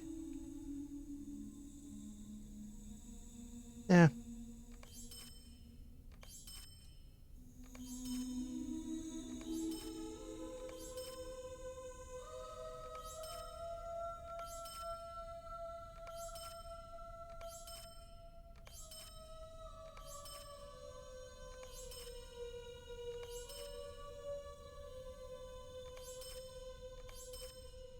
Now I should have a bunch of stuff here, so let me... Yeah, I'm going to hold on to that. Let me lock that.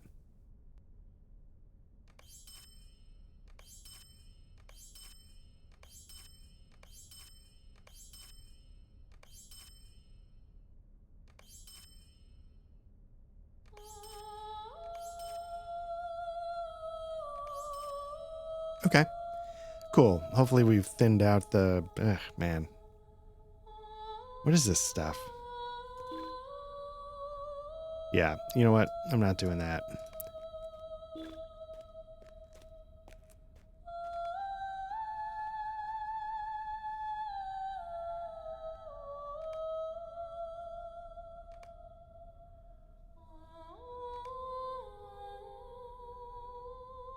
Now, 10 revered white remains. Why did I hold on to that? Wardens, that's why. Okay.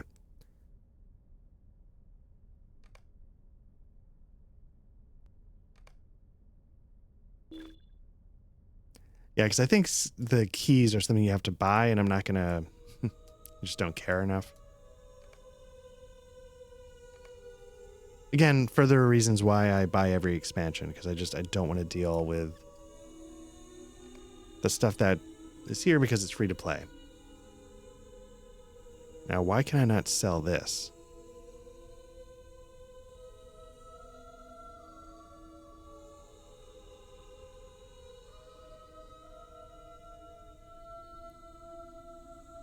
Okay, well, let me keep going with this. There might be somebody out there watching this going, oh my god, what are you doing? Like, all the best stuff in the game is in those boxes. Just get yourself a set of keys for once. You know, it sort of raises the question, can I go to the Lotro store and buy keys with the free coins that I get? Not necessarily because I care, I'm just kind of curious. I think they're called black keys. Let me see if I can search.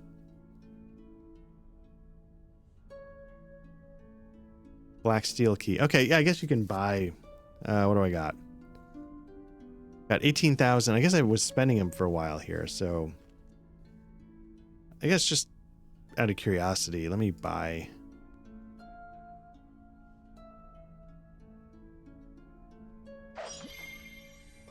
Because I'm sure at some point I'll get more. And at least I can see what's in them. I'm kind of curious. Okay. I must have been buying something, you know, because I was running a Guardian on Mordor or whatever, the 64-bit server. Maybe I bought some slots or something for that character. Or whatever it is. Yeah, like item slots or something. Okay. So we need to get to the Elvish starting area. Let's head over to the Stable Master and see if they can connect us directly or if we got to start making our way over. I don't know if I'm going the right way. Yeah, I guess this works.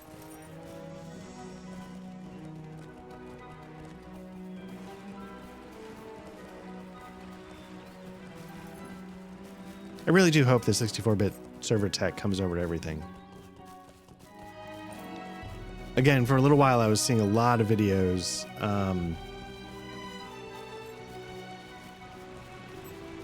when those servers went up. Some of the guys, there's one guy, man, I can't think of his name. He seemed to stick with it for a while, but then his recent videos that I saw him playing, I'm never going to remember. He was onto something else. I think it was the New World, the expansion for that either is just about to drop or already dropped recently. New World Eternum. But he did he would put up these videos. It's like, oh, what's the best starting class for new players? I'm like, okay.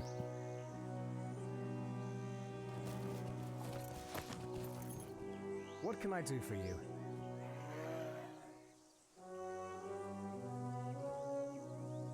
Okay, so it's none of these. Again, can I just go to Lothlorien? No, because again, minimum level. Okay. Let's try the other one. Swilide Melon. Nope, that's not it. Megovanen. So we're probably going to go to Bree, if I can't get there directly.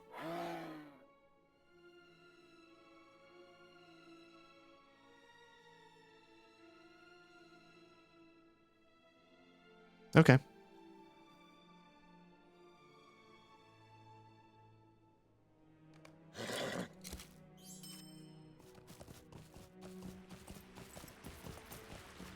I apologize for my reading. It's kind of late and my eyes are getting a little blurry. It's been very busy. And so the times I normally would have squeezed in a session,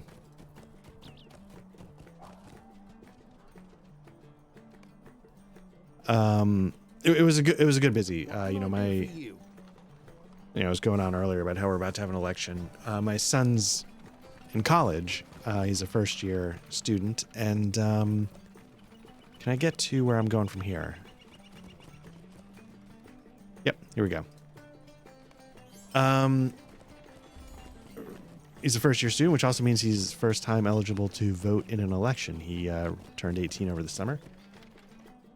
But his provisional ballot never arrived. And so he genuinely wanted to vote in this election, which I am very proud that he was moved to do so. So we drove down to get him from college on Saturday. It's about a 3-hour minimum round trip. No, sorry, one way. So round trip could be 6 to 7 hours. So we picked him up on Saturday, drove over to the early voting facility nearby, and then drove him back Sunday. But as you can imagine, that takes up most of both days. And Honestly, it's exhausting to drive that much in one day, 2 days, whatever.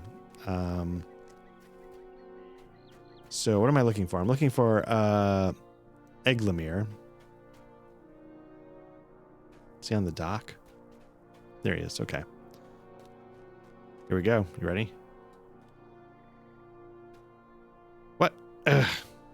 Okay. I feel like that earned a leg shatter, but okay. What do you need? You seek knowledge of ringcraft in the long-ruined forges of Mirabel. I would turn you away if not for the fact Master Elrond sent you. I mean, yeah, of course. He was a great friend of Celebrimbor, and so I will lend what aid that I may. Mind my words, traveler. Of the ring lore of Eregion I will speak little. It is dangerous knowledge learned from the Dark Lord and should not be explored further. However, I will tell you this. In the days of Eregion, our Lord Celebrimbor gave to an elf friend, a man of Breeland, one of his shaping tools. I would expect that this tool was buried with him, as is custom of men. Surely you may find someone in Breetown who might know the location of the barrow where the shaping tool lies. Perhaps someone at their town hall, or a patron of the inn there, or even a member of their watch. Okay, we might be heading back to Bree. Again, I know I went from, I really like the idea of like flashbacks telling stories to like, oh my God, this is such stupid storytelling. But I do, and I've said this before, I do like that they give you reasons to go back to early area places. Yeah, again, like I'm not, okay. Stable Master, let's get back to Bree. How can I be of service? We're going to go to West Bree, I guess, and figure that out.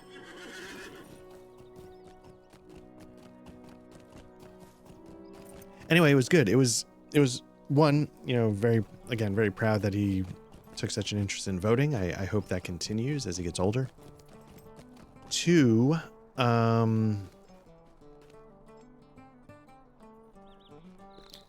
me get rid of some of these tasks.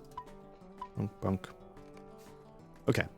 It was actually the first time we had seen him since we dropped him off at... no, that's not true. It's the first time he'd come home. He skipped his fall break to do stuff at school and hang out with friends, so we were actually quite happy in a way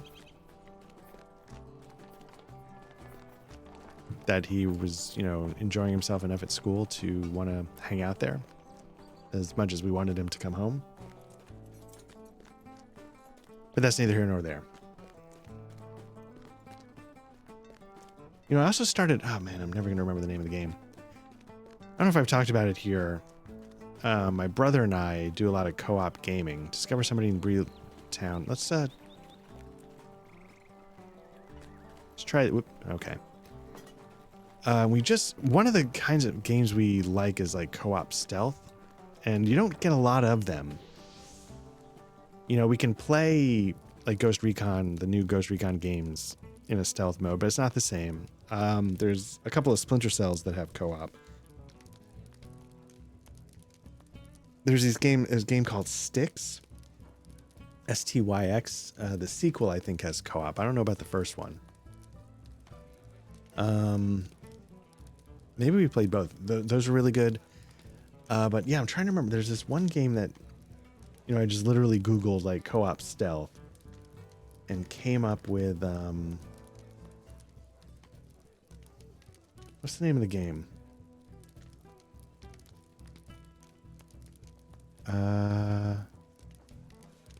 Origami. Apparently there's Origami and there's Origami 2. I mean, it's not like the most amazing thing we've ever played, but it's interesting. And it's like a small, I guess, indie kind of title. It feels like that.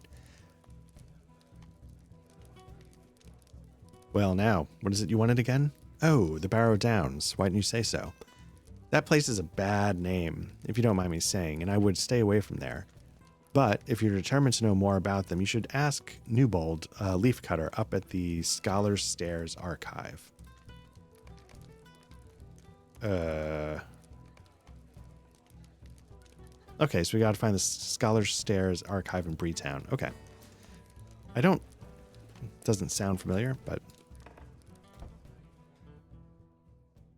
Anyway, yeah, so we've been enjoying that, and at some point I imagine we'll try the sequel. But I confess we're mostly just sort of killing time until Sniper Elite Resistance comes out. I think at the end of January. And again, speaking of co-op stealth, the first 5 to 10 minutes of those missions are really great co-op stealth gameplay, and then usually it's me. I shit the bed somehow, and then we have to go hot. Or we have to restart. But usually I'm the one who screws it up. Because, as I said a million times, especially if you've watched any of the Souls streams, actual plays that I've done, I am not a good video game player. So let's see, how do we get... So, okay, so there should have been a way to get there from...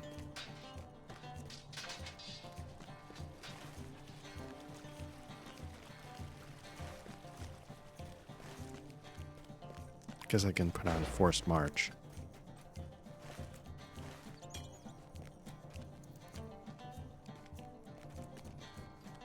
I have a feeling I'm supposed to go over this bridge.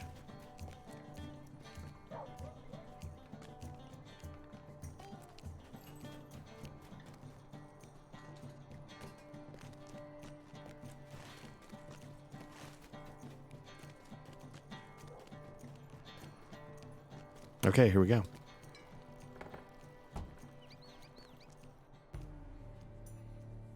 Anyway, yeah, whatever I said the name of that game was, if you're looking origami, I don't know how much it costs. I don't think it was terribly expensive. But it's interesting. We've for the most part, we've enjoyed it.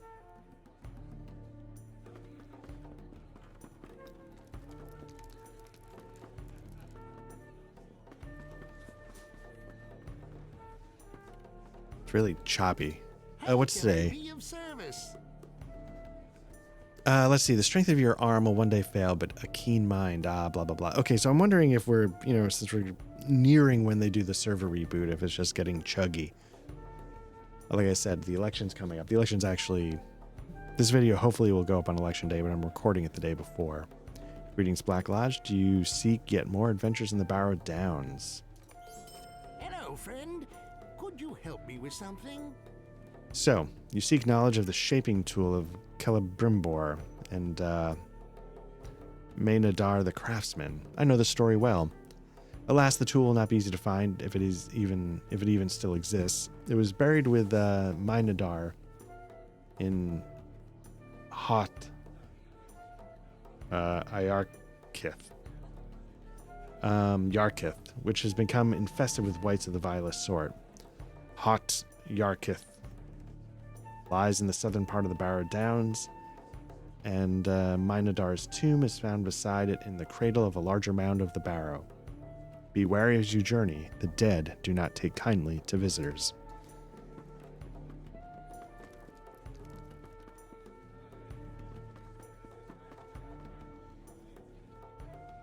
Anyway, so that was, Friday night, which means when my brother and I do that,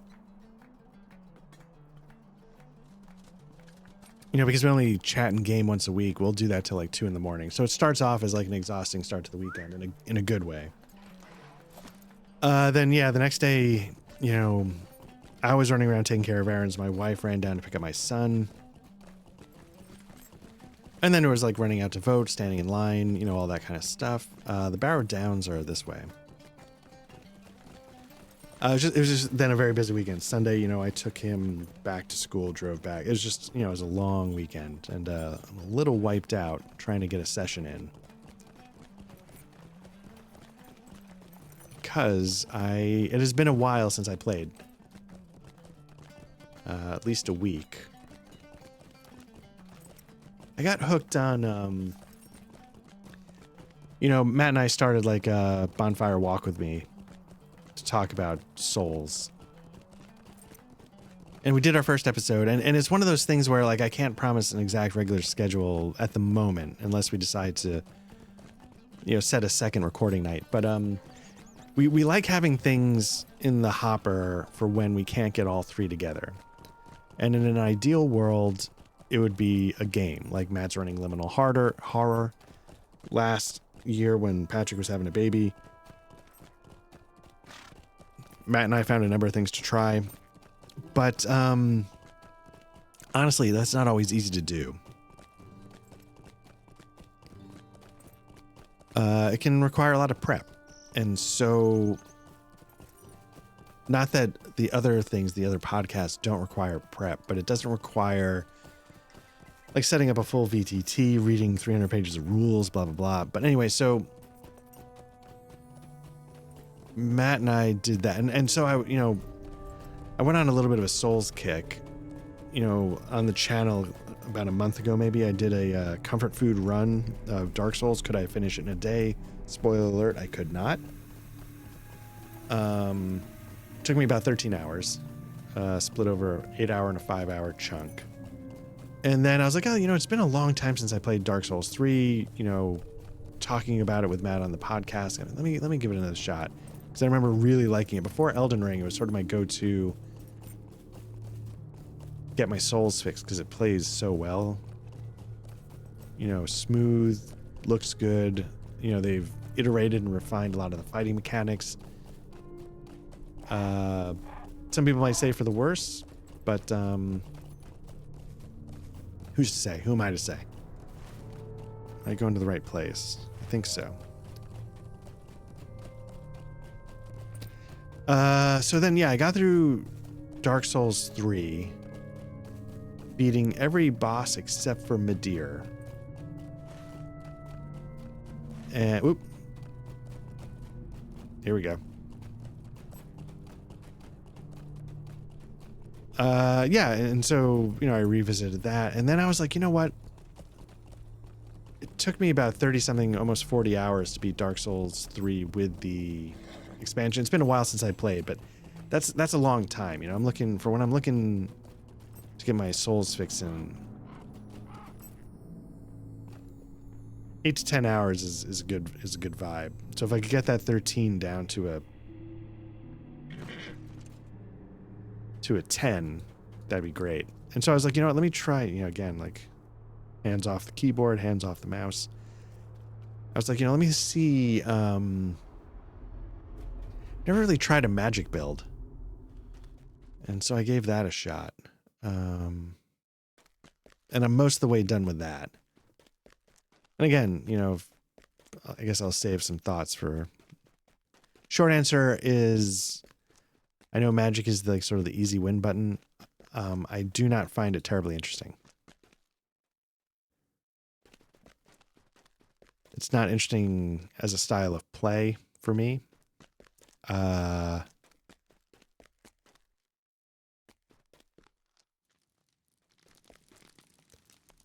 we go. Tomb of Minadar. I don't know if like a dex build or something would be more interesting. A strength build for me is the more interesting easy win button. Whoops. Okay.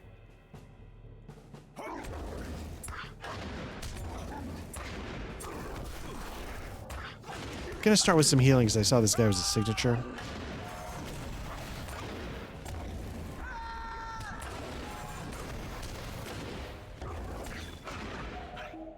Anyway, there's a long-winded way of saying like trying to get drained. And then I guess, and not in a bad way, but work's been super busy.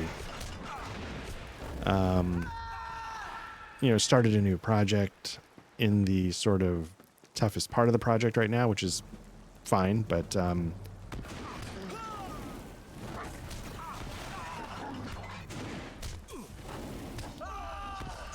again, just like you have a weekend where you're driving 7 hours in one day and you're up super late, and then work is a brain burner.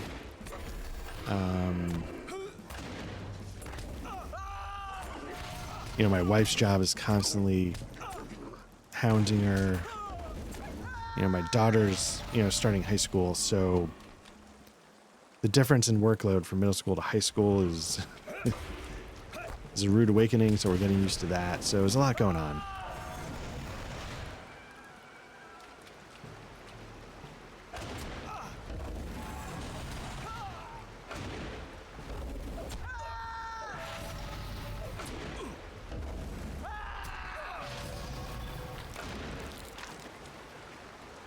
Again, yeah, I'm not touching. Okay.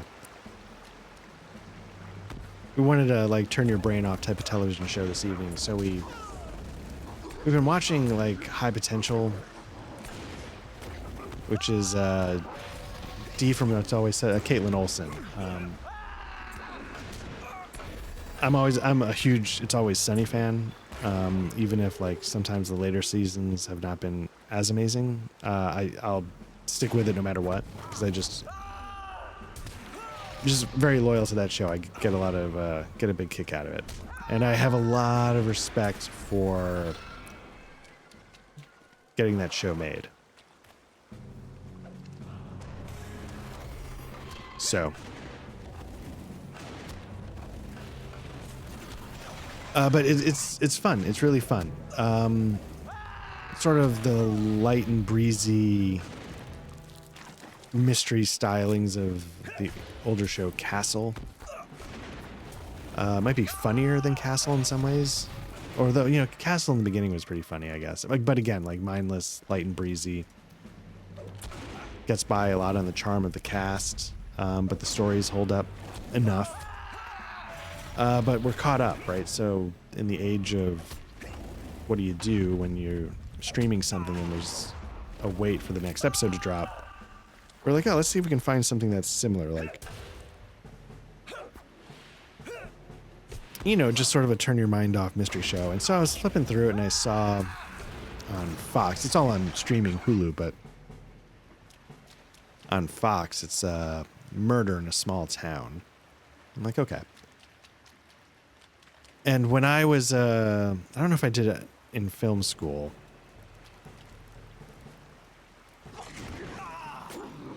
But I really enjoy writing, and during film school I had to do it, and after film school I tried to keep in practice a little bit. But I wrote a couple of screenplays, and you know, I never really bothered with coming up for a title, but one of them I just called like Small Town Murder. I lived in a small town for a while in middle school and high school, and I was like, oh, let me, and again, obviously obsessed with Twin Peaks, which is a small town murder of the highest caliber.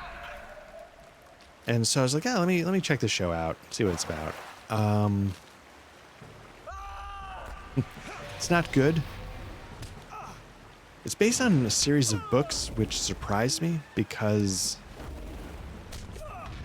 or maybe the books are terrible, I don't know. But the show, I feel bad because, you know, I don't want to like harsh on anybody's efforts or buzz, but really poor dialogue. It's hard to tell if the acting was bizarre or stiff or something because the dialogue was so bad that it might ruin anybody's ability to perform. Like, because one of the actors was James Cromwell. And he's not somebody I sit there and say, oh, James Cromwell was not good. You know, he's a talented actor. And it wasn't doing him any favors.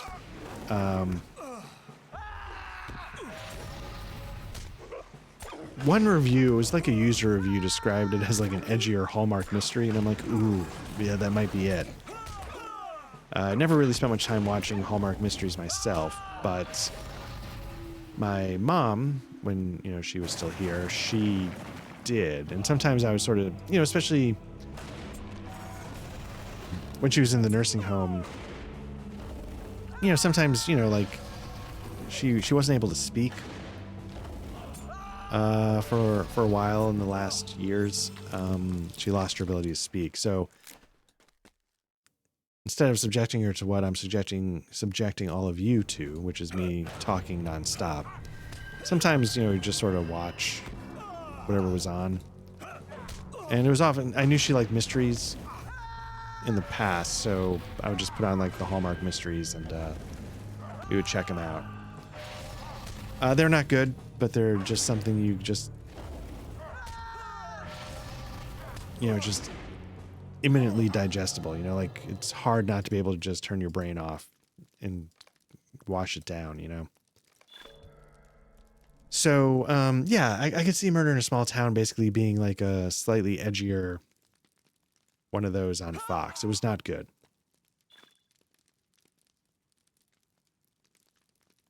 And the mystery wasn't even good. It's basically like the first guy they suspected did it, and you're like, oh, okay. No twists, no red herrings, no nothing. Just a very straightforward. Okay, we got it. The tomb of Minadar the craftsman has recently been disturbed, and any relics which might have... Oh, no, we didn't get it. They've been removed. Okay.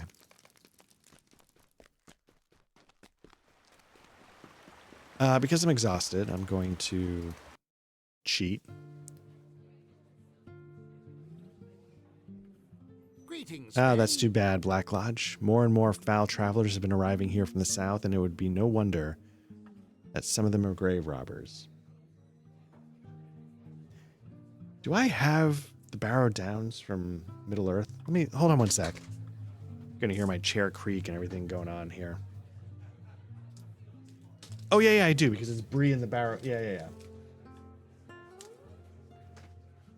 For some reason, I thought it was its own book. It's in the Bree book. I guess I should read that Bree book more thoroughly. It makes sense that it'd be in the Bree book, but I thought there were other books like Southern Barrow Downs, or I don't know. Let's see, Merp, Ice, Barrow Downs. I thought there was a Southern, much like we're in the Southern Barrow Downs now.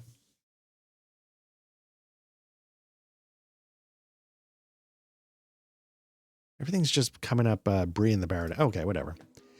Let's see. We're going to choose one. We're going to take probably one of these shields. Is this a Warden shield? Yes, it is. Does it offer us anything? Not really. Kind of like the one I have now, but I'll take the one that's the most expensive. Buckler 612. That's pretty... 12... Let's take this one. It's a heavy shield. Can't use it, but it's worth money. There is little else that I can help you with, Black Lodge. It's a pity that the tool was stolen. I would have dearly loved to see it. Ah, well. Perhaps you should return to the elf who sent you. Eglamir, was it? He may have more words of wisdom for you. Kellendem is far off, I understand, in the shadows of the Blue Mountains. You will want to start off soon. Okay. I feel like he's kicking me out. That's okay.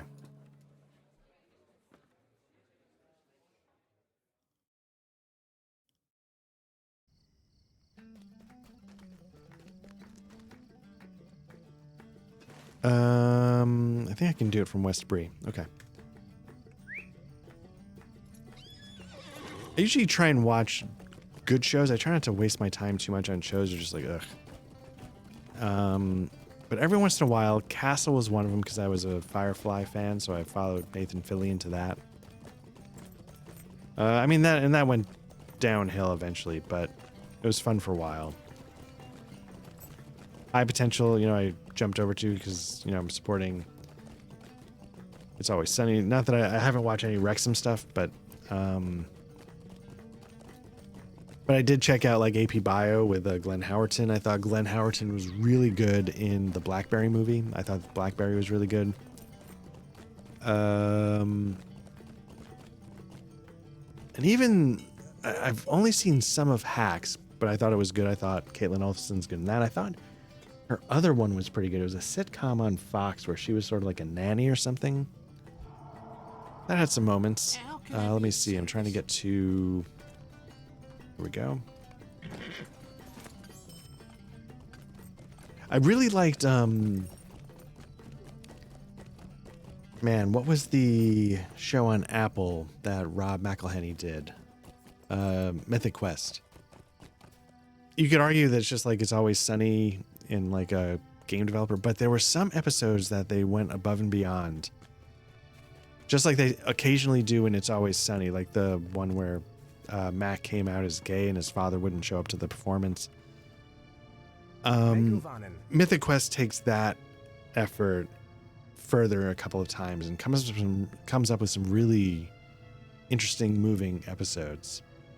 Let's see. This is ill news, Black Lodge. With that tool, Angmar may do great harm in Eriador. Will you lend me your ear? It is tragic news that you bring from Breeland. If I had to guess, I would say that Angmar is trying to rekindle the forges. I think that's a rekindle the forges of Mirabelle in Eregion. Perhaps they plan to forge a new ring or repair an old one. Ah well, it is of no matter. There is much harm to be done if Angmar succeeds. However, before they rekindle the forges, they will need to fix the great bellows. The bellows were originally made of a fine elven leather that could withstand the test of time, but those are now... The leather that could stand the test of time is now rotted. Okay. Angmar could, however, it's in the same sentence. Angmar could, however, replace the elf leather with dragon hide. It is strong and durable. There is rumor that a dragon, lesser though he might be, once dwelled in the frozen wastes of Forakel. Go to Surikaila and speak with their chieftain, Irjana. He may know more. Okay, we are going back to... Okay, so I wasn't crazy to remember that. Let's see. Is there an easy way to get to Forakel? So we're over here. It's not like we have to go that far. Oh, calendar. Okay. Usually when I'm doing something in the One Ring 2nd edition, I recognize it from my time playing Lotro. But Kellendim, I mean, obviously I recognize it from playing Lotro because I've done the Elvish starting areas, but somehow that might have come up in the adventure I was running. Yeah. I was trying to steer my adventuring party in this direction, and they zigged when I was trying to get them to zag, so we'll have to see how it plays out, but yeah, okay. Okay, we're trying to get to Forakel.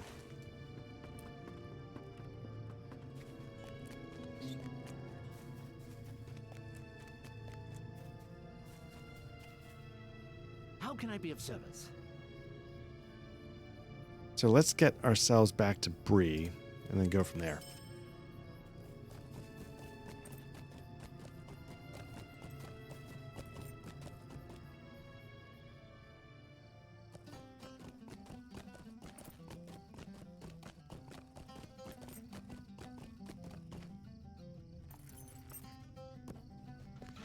What can I do for you? Here we go. Okay. Yeah, you can see like the stable master took a moment to fade in. So I don't know if something's up or if that's normal. But I feel like some weird stuff is happening.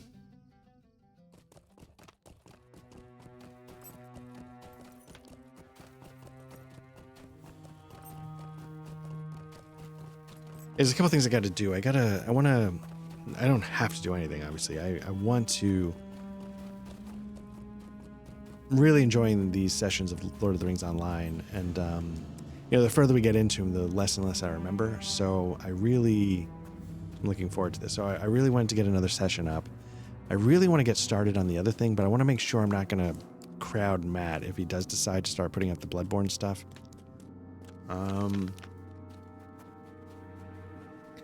That other one's going to take a little bit of... Effort's not the right word. It might not work, but I guess there's Dragon's Dogma too, but that was really dull. But there's been a number of patches, and I sort of looked up the next thing I was going to do instead of wandering aimlessly. But then, yeah, we got to get something up for... we missed a recording, and so there's... I've got a sort of a setup in the basement. And when I was doing it before, I really didn't like how it was working, and I sort of tweaked it a little bit, so I want to try it again. So I might record something down there, another Bookhouse Boys or something. From whence came you in this cold? Definitely Bookhouse Boys. Let's see. One of the Van Havaki sent you to me. The last I remember seeing was the one named Laerdan, and he failed in his task. What does this Van Havaki wish of the Lumivaki? The Lumivaki could use your assistance. Yeah, maybe I had one in mind. I'll see if I can pull it off. I was going to actually talk about Harn, but when I thought about doing it at first, there was sort of two parts to it, so that might make it a little tricky. The first part would be the Bookhouse Boys part, where, I whip through the books and talk about it and stuff. And I've got a lot of material for it, so it would be a very general, cursory kind of overview. But then the second part of it I wanted to do was the VTT, because there's playing Harn on paper where I think there's some real crunch to it at times. And then there's playing it in the VTT, which is a lot more effortless in my experience, like in a good way, except when you want to do things a little bit different than the VTT or you screw something up. So then you still have to then figure out, it gets into a whole thing that we sort of talked about maybe a little bit with Pathfinder 2nd Edition. Like, there's learning the Pathfinder 2nd Edition system, which is crunchy, but then there's learning the VTT, which is its own kind of crunch. So you can ignore the rulebook a little bit, but you still have to have some kind of learning curve. So, and Harn's a little bit the same way. Anyway, Irvanavaki sends you to find the lair of the great Lohakarne, the creature called Bregmore. I know somewhat of him, though I've never seen him. It is told among the Lumivaki that Bregmore was once the scourge of these cold lands. Many hunters tracked him, but none ever returned. It came to be that one day Bregmore ceased to hunt the Lumivaki, and we saw no need to anger him further. If you wish to visit the Lohakami, you may do so yourself. You will find his lair far to the west, southeast of Jotunstad, the home of the Iluka, the ice giants, as you call them. So this quest is meant for a fellowship. If I choose to undertake it, I'll get that bump. So let's do it. Find and enter. Okay. Yeah, it's a couple things. One, like I'm exhausted, and two,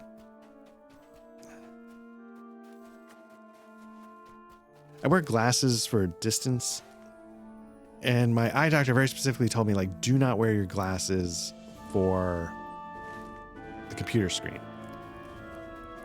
But I also like to push my computer screen far away.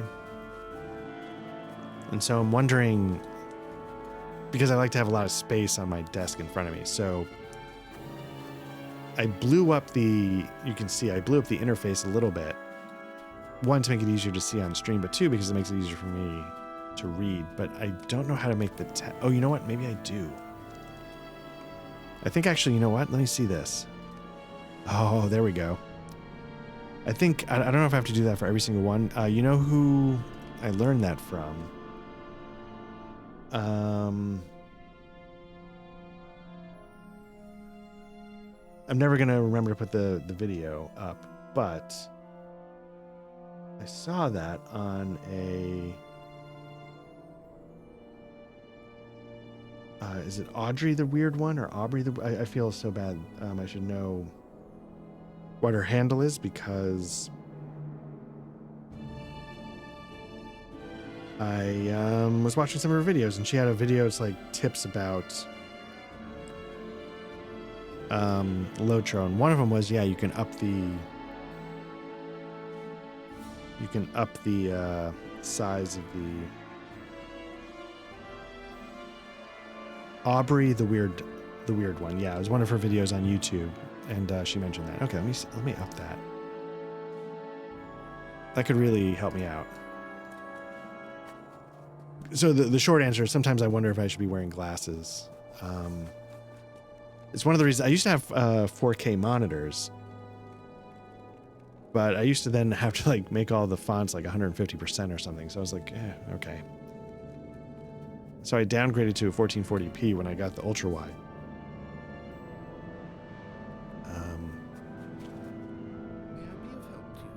Okay, so I'm trying to get to... You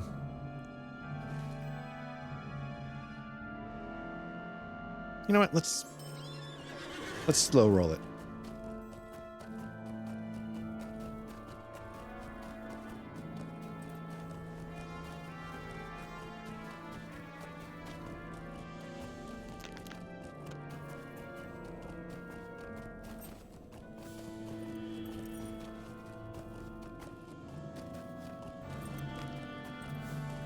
Yeah, you know, somebody was saying, maybe I already brought this up.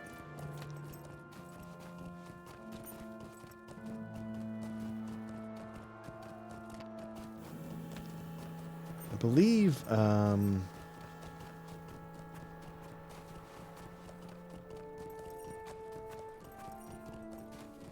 I'm looking up. So somebody left a comment, and I believe the person that left this comment. Oh no, it wasn't that one. It was the one before. Mentioned that Louis 7 or whoever the Lotro guy might have stopped doing Lotro videos, which I don't know. I feel. I mean, hopefully, the guy, said all he had to say. Maybe it was a good thing, and he moved on to other game, whatever. But he put out he put out a lot of content for this game, and he advocated for it a lot. And it's a little sad that he, stopped, because then there's the other guy, like the Everbright or whatever, and he stopped as well. And I think his thing was that, he's got like 22 kids, not literally, obviously. He was getting swamped at work and yada, yada, yada. I thought the person who mentioned it was user Altario. I hope I'm attributing that comment to you correctly. And also, Altario mentions that he watches these. And so obviously really appreciate that as well. So thank you. And I know they are a player as well. So hopefully they're enjoying their time in Middle-earth. I'd be curious to know what they're playing. They have classes. I'd be curious what anybody who watches this, what their classes are, what they go with. Do they bother with the stories, or are they just leveling up alts? I'd be really curious to know what people who have been here for 17 years do, what they find keeps them coming back. I'd be really curious to know that. As for me, like I said, I try different alts and I enjoy the book quest, but I've never gotten all the way through. So, I mean, I've had that waiting for me.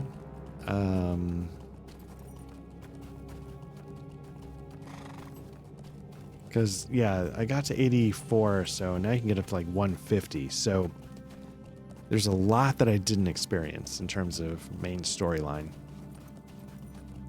So I'm kind of eager to see it.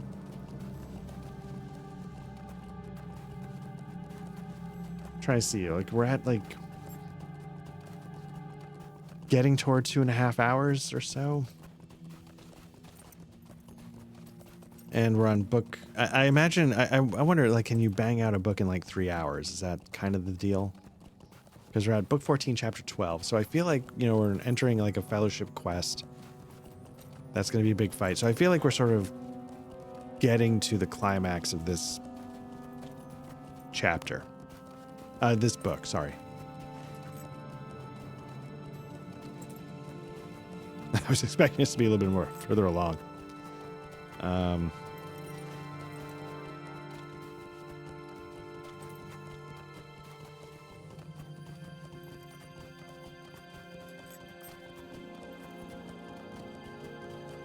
But I mean, you could say that about any MMO, right? What keeps... I'm trying to think of what... still people still play Ultima Online, right? Is it the raiding here in Lotro? Is it... Again, just leveling alts because it's comfortable and familiar?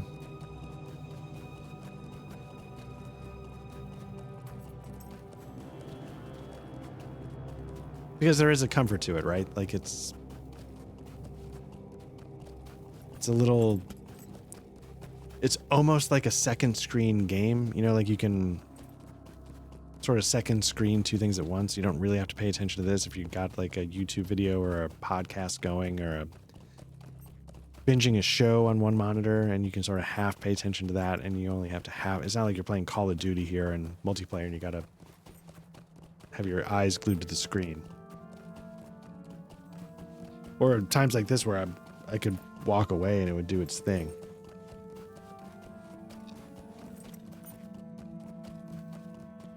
But it's tough. I was talking to my brother, and he picked up, we mentioned Sniper Elite and how we play that in co-op. Apparently there's Elite Sniper Ghost Contracts or something like that. Apparently there's a modern version of it. It was $8, and I think we both sort of got like, oh, we'll give it a shot because it's like adjacent to Sniper Elite, which we really enjoy that series. But my brother jumped in and gave it a shot, and he sort of said something. He's like, there's a learning curve to it, and learning curves for new games, like anytime a game asks you to learn something for it, like it's just that much of a challenge, more of a challenge to really get into it. Because we don't have endless time, we're busy, we're old, whatever you want to excuse it to. And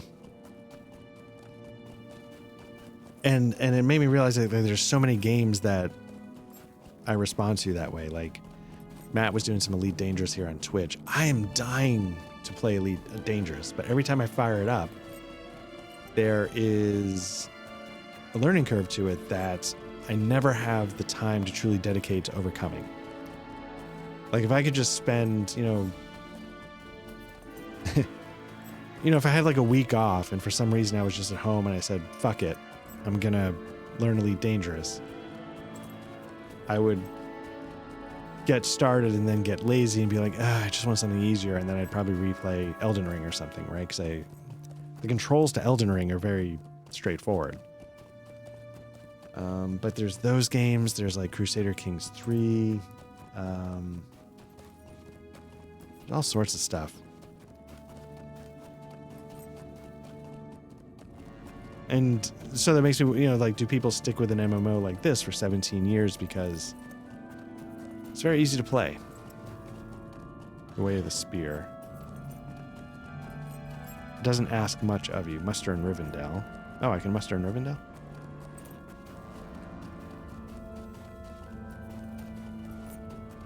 Fist. So there's more of these that I don't have. Spear. Fist and Spear. Shield and Spear. I don't think I have this organized very well.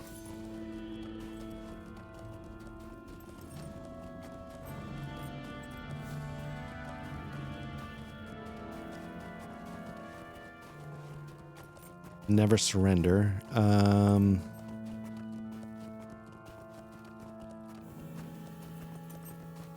So I don't need my mustering right there.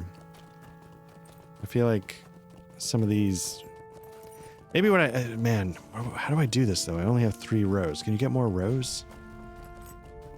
There's Shift, Alt, Control. Can you, like, do Shift, Control? Can you do stuff like that? Because I feel like mustering can be on some weird key combo, right? It can be, like, Shift, Control, Escape, F2. It doesn't matter.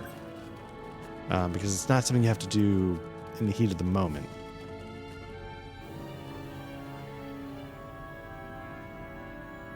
Now, let me just see something really quickly. Maybe they're...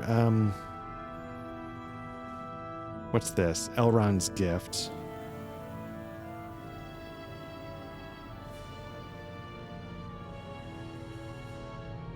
How do I open up more toolbars? Quick slots, is that it? Make bar 3 horizontal. Okay, let me show bar 4. Oh, right. Make them horizontal. You could just stick them over here. Maybe that's what I'll do. Let me make bar 4 horizontal. Where's dock bar? Let's see what happens.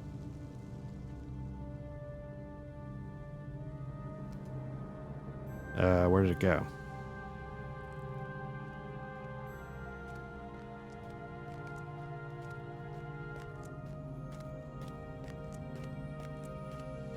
Let's not make it horizontal. Let's see what happens. Okay, there we go. Yeah, so now let's make it horizontal. Now I sort of saw it come up.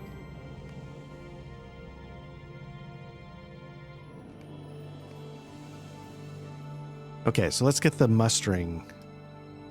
Where does it go? Oh, I don't want it to be... Okay, that's right, horizontal. Is there a way to make it vertical?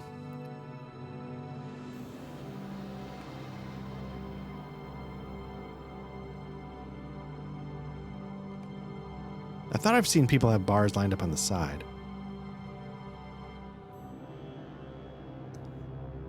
Okay, we got Muster and Ostgaruth. Muster and Estelden. Muster and Rivendell. Muster and Evendim.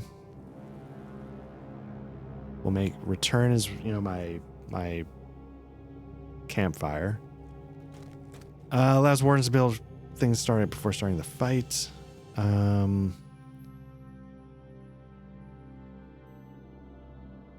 Battle memory. This allows a warden to store a gambit for later. Man, there's all these things that are probably extremely useful that I am not taking advantage of.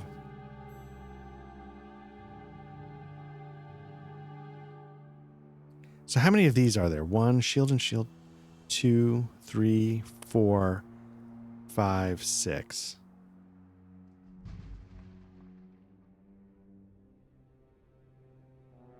Huh. These don't have to be here. That's my crafting stuff. Track mines. Track artifacts. I guess I'm a scholar. Recovery. Let's see. What did I say? 1, 2, 3, 4, 5. 2, 3, 4, 5, 6, 7. And there's another one. 8.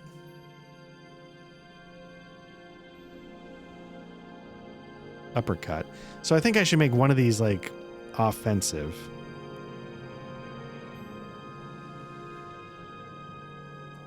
One of these defense. And I'll worry about that some other time. Okay. So now we're trying to find Bregmar's lair. But yeah, it's just one of those things where, like, again, because I'm not a good player, I don't think about what I was hoping to do is to make like the musters like a vertical bar off to the side. Which I'm sure there's plugins and stuff, but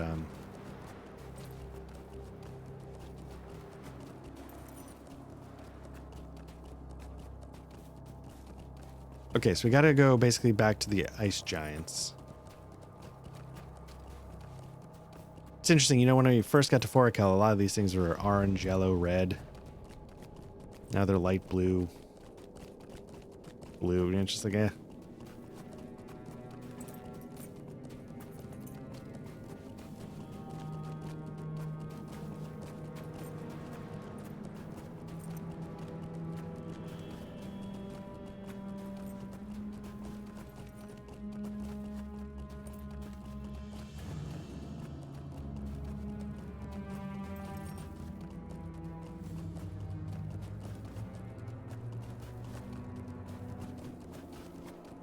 Okay, Barad Garhoth. Is this where we're going? Not really. Okay. Trying to go behind it. Nope, see again, that was more drift.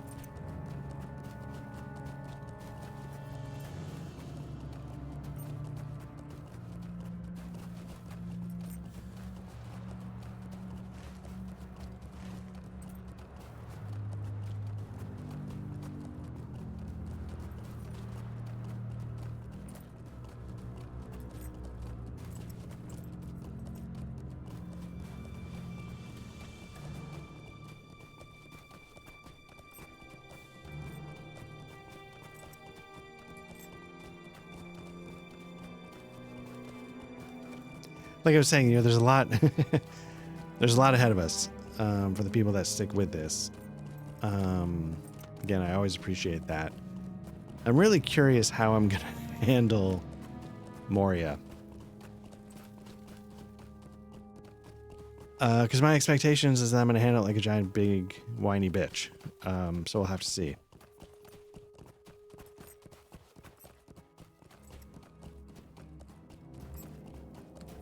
Here we go. The champions of Eriador have been thwarted in their attempts to hinder Angmar's plans. All that remains to them now is to keep Angmar from claiming the hide of the dragon Bregmar. Okay.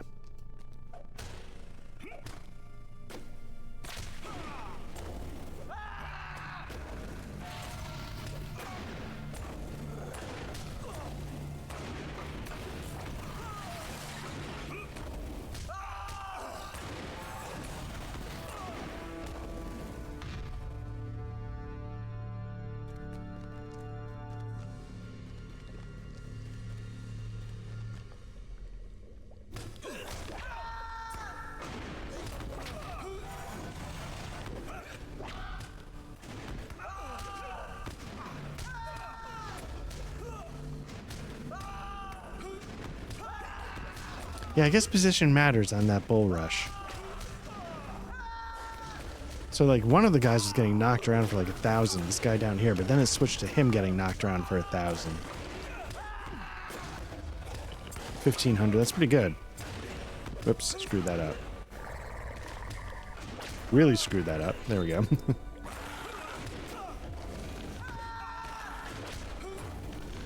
Gonna put the bleed on him. I think what I'm gonna do is I'm gonna do a little healing real quick while I finish this guy off. Did I get it off? I did not. Okay. Does cause damage? Hard to say.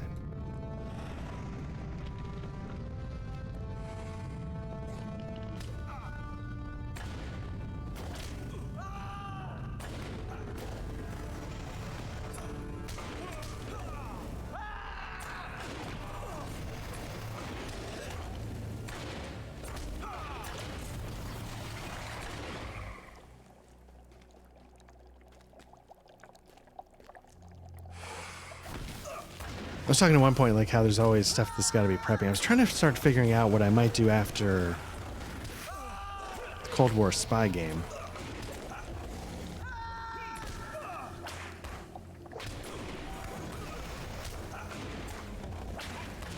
There's like a fantasy homebrew setting I'd worked on that I don't know if it'd be worth playing. I was trying to pick a system for that. And I've always wanted to try Fantasy Age, but the setting I have in mind, because I'm a vanilla basic bitch, is a fantasy setting where the players are human. Maybe I could handle it where the players are like dwarves and elves, but I don't want like in Fantasy Age, definitely the second edition, there's like wildlings where you can like play lemurs, and I'm just like, I just don't want to have like lizard folk, and I want this setting to sort of be this sort of grittier.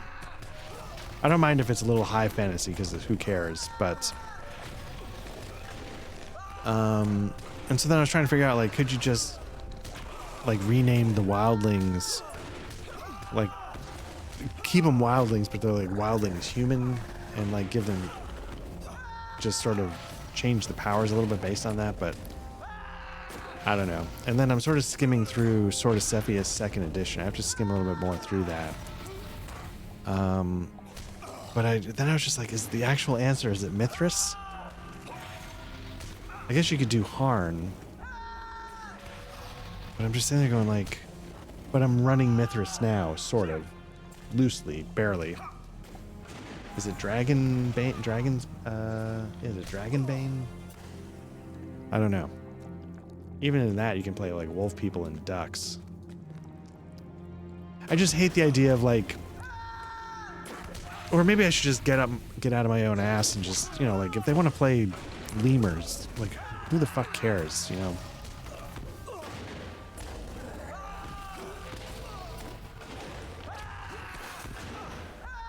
I was trying to think of like a lowish fantasy sort of human based.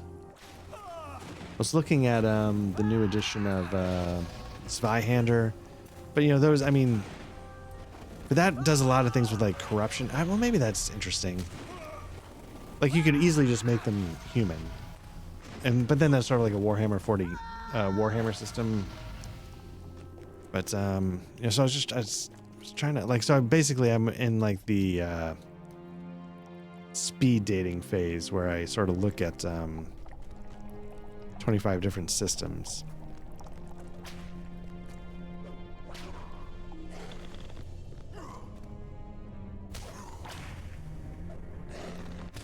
Who am I? There we go. Let's kill you.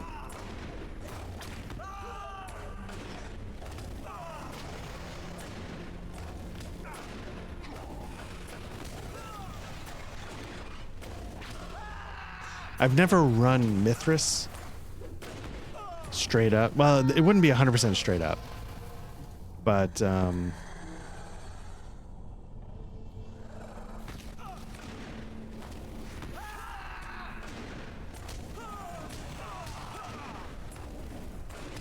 But then part of me was like, maybe it'd be fun to do like when my rotation, like do a dungeon crawl series where like one time we try, again, it's Mithras, classic fantasy. Okay, so this guy's the elite master. He's got 11,000 morale compared to my 8. So let me see if I can get a little bit of a jump on him.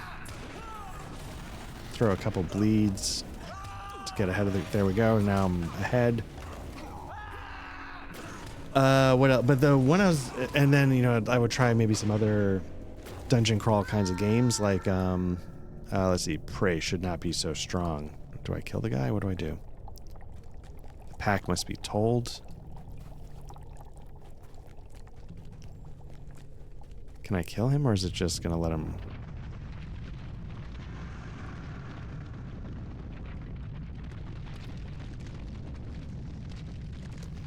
But I was thinking of like, you know, there's the new Shadow Dark, there's Trophy.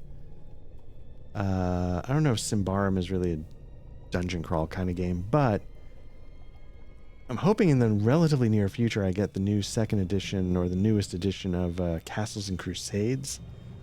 Try that out a little bit. I don't know. Anyway. But the idea would be that, you know, we don't, you know, we like, be like Tinder for, dungeon crawls. You know, try this system one time, try something the other time. Like, I know Matt really likes Pathfinder, so he's not looking to just dip his toe in. I think when the time comes, like, he's, you know, at one point he talked about Kingmaker, so.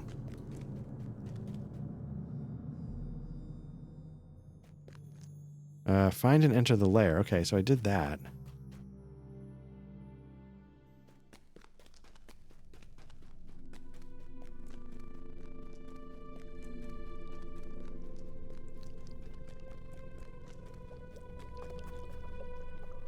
And Pathfinder as a system's got some real heft to it, so it makes doing that sound a lot of fun. But yeah, for some reason I've gone like really deep on owning Castles and Crusades. Can I get up there?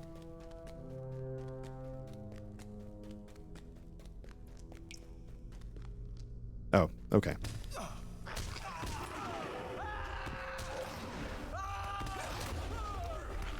And I'm in on a couple of Kickstarters, like the Gary Gygax, the Hermit, I think. And I've got like the Aired collector's set. I've got Castle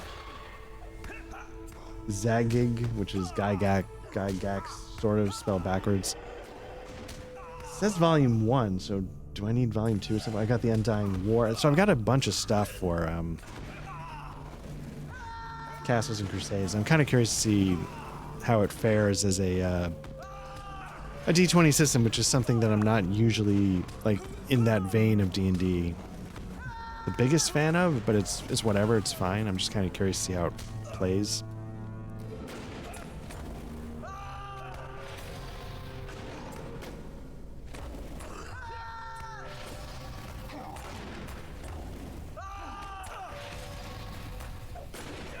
But just try some of these old school adventures using sort of these old school rules. Like classic fantasy, like Shadow Dark, like, you know, let's see how it goes. Although it would be nice to get back to some Vaesen with Patrick. Is there anything over here? So I just have to kill everybody?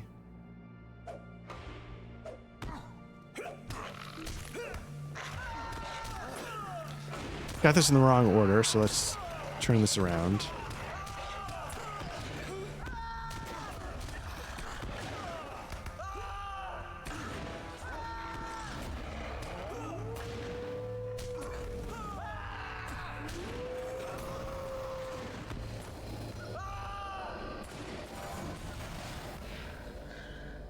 Yeah, so I think I need to reorder these. Get all the mustards in one extra section, get all the greens somewhere, get all the reds somewhere, and then get all of these, like, do a quick thing quickly.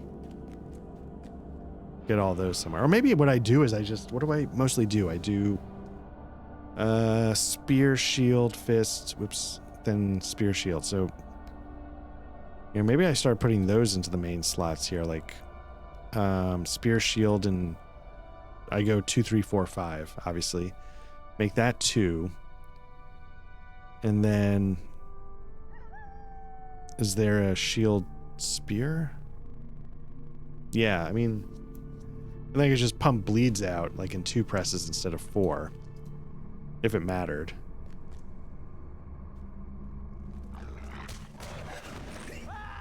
Although there's a part of me that just likes the rhythm of 1, 2, 3, 4, you know, so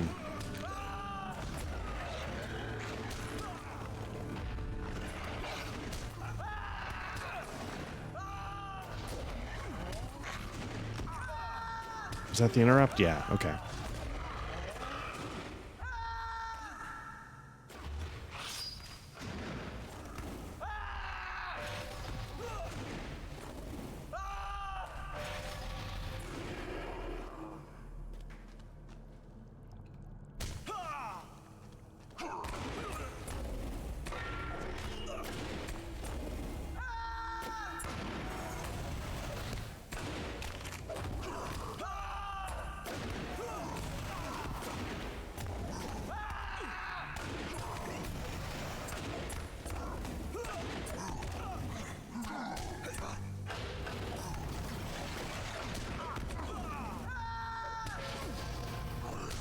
And Castles and Crusades is easy.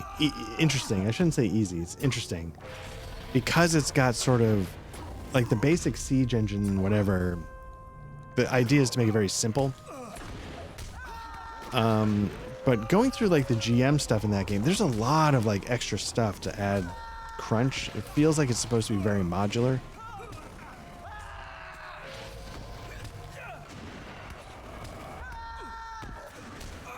Guess I can clear some of that off.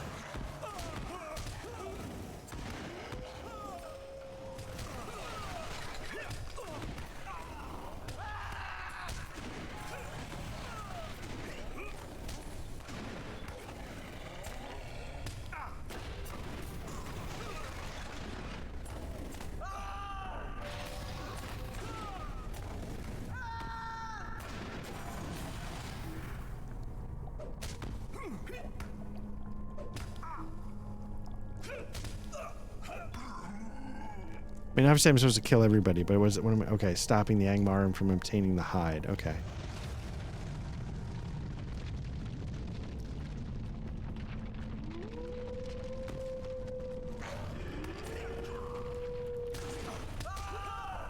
Back up a little bit. Get the bull boar rush going.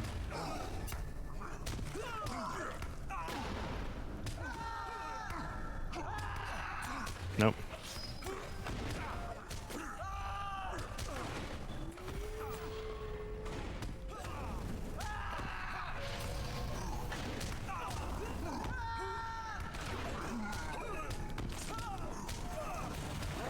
Transfer the bleed I was building up onto this guy. See if I can get the 5. There we go. Get the 3 so they have the full stack. I'm going to switch to the wolf for a second. See if I can finish it off. Yep. Clear off a status effect. Why not?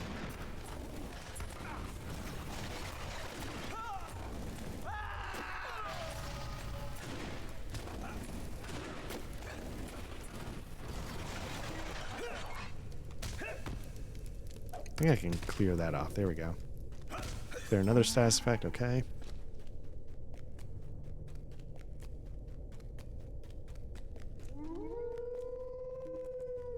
Oop, where are you going? What is this? Hold. Oh, there's more Drambar. Oh, shit. After all that, you cost me my pack. Would you now deny me my prey as well? Thou shalt have prey soon enough, Ethel. Come closer, Black Lodge, and see the power of Angmar.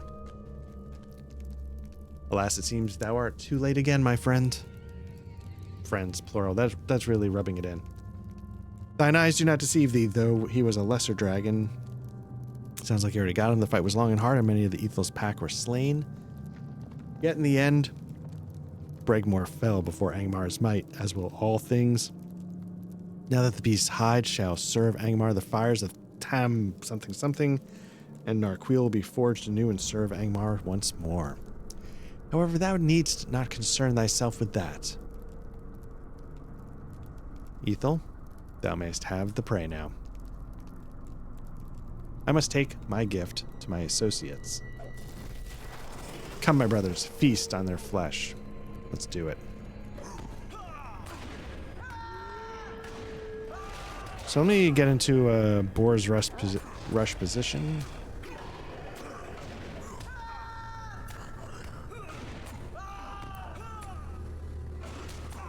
Nope. Oh, that's new. Unseen strikes. Why is it not firing off?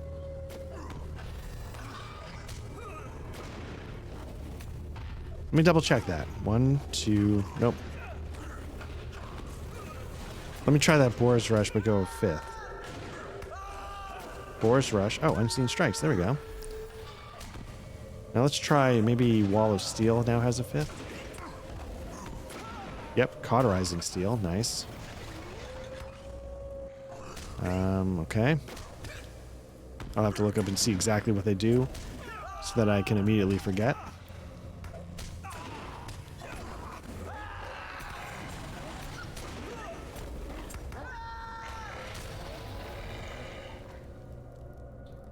Completed. There we go. Okay, so we didn't pull it off. Talk to Jana at Suri Kaila.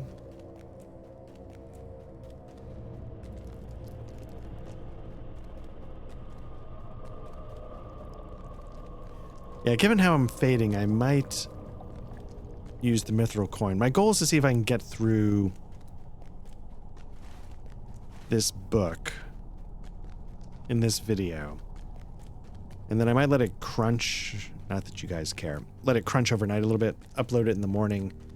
Hopefully it processes and then sometime in the afternoon it'll be ready.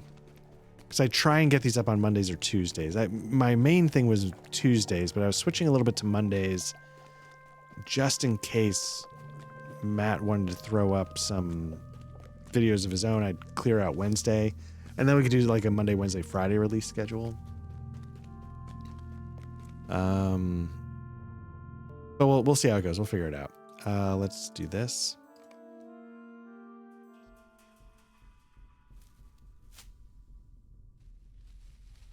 The winter wind speaks your name. Oh yeah, look at that. Oh, that's Aubrey the Weird One. Thank you so much for that tip. I completely forgot, obviously, until just now, but it's going to be a lifesaver. Bregmore was an evil creature, but it is sad still that such a great beast perished in such a lonely way. More troubling still is that the Rautsavaki succeeded in defiling the person of the Loikarme. And Modrambor, why would he aid in this fashion? Is he not an enemy of Amarthiel, seeking her ring for himself? It is very strange and troubling. So let's see what we're going to get. I don't think the weapon's going to be worth... Yeah, it's even a downgrade. So let's just take the thing that's going to be worth the most money. We've got 8, 12... battle gauntlets. Let's, just for the hell of it, we're going to sell it anyway, but let's take the battle gauntlets. You hear my words? You should return to your Vanavaki, this Eglamir. I'm sure he will want to know of your fail. Okay. Why don't you tell your boss how much you suck? So, just apologies. I'm going to take a cough drop here because my voice is starting to go. But now that I'm on a condenser mic instead of like the old SM7B or the 57, it might be a little more disgusting, and I apologize.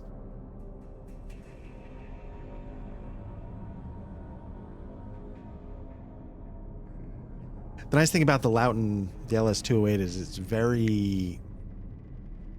it's not sensitive at all. In a good way. Like, I think I've got my gain, let me see. I've got my gain at like 40 something. And, you know, for a condenser, that's pretty high with the phantom power. Okay. So, I'm supposed to tell my boss how I suck. Don't forget to tell the involvement of Mordrambor. What it means I do not know, but perhaps others will know what it foretells. I believe you said he dwells at the Vanivaki place called Kellendim, far to the south and west of the Blue Mountains. I would hurry there and speak with him. Okay.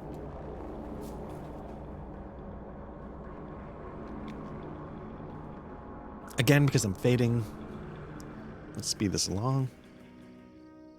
What can I do for you? Alas, there is little hope now that we may hinder Amarthiel from reforging Narchuil and bringing her armies to bear upon Eriador. Especially if this Lord of Umbar, this Mordrambor you spoke of, is aiding her once more. Mind my words, traveler. There is no more aid I can give you. With the hide of Bregmore, I've just given up. And Celebrimbor's shaping tool, there is naught to keep Angmar from rekindling the forges of Eregion and reforging Narchuil. You have failed, but think not too poorly of yourself. The chances were slim at best. It's here. You're okay. It's so condescending. This is why nobody likes elves. You should return to Rivendell and tell Elrond how much you suck ass. Perhaps he'll know what to do now. Rivendell lies in the troll shells. Yeah. Even more condescending. Hey, just so you know how to get there. I don't know if you know where it is. I'm like, asshole, like, Elrond sent me here. Of course okay.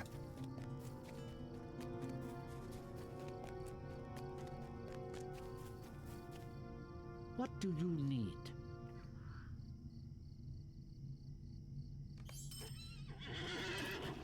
Anyway, yeah, so the microphone's really not sensitive. It's supposed to be really good about rejecting background noise, even for a condenser, blah, blah, blah. It's one of the things that drew me to it. The other is that it's much easier to get a more natural sound for me. Greetings. If you're sitting there going like, man, your voice sounds like ass. Yeah, that's because it's totally rough, and that's literally what it sounds like. We're trying to get to the Troll Shaws. I might need to go to southern part of Bree.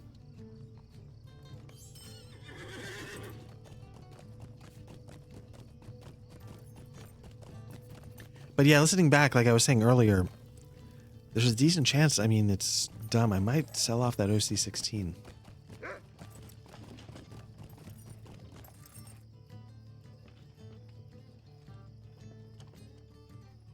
Every once in a while, Matt, Patrick, myself, we kick around the idea of like, oh, if we could get together and do like a recording live. And I was trying to think about how that would work. What can I do for you? But with Patrick's very young children and Matt's not much older children, I have a feeling it's going to be a little while before we can figure that out. And me being poor, putting kids through college.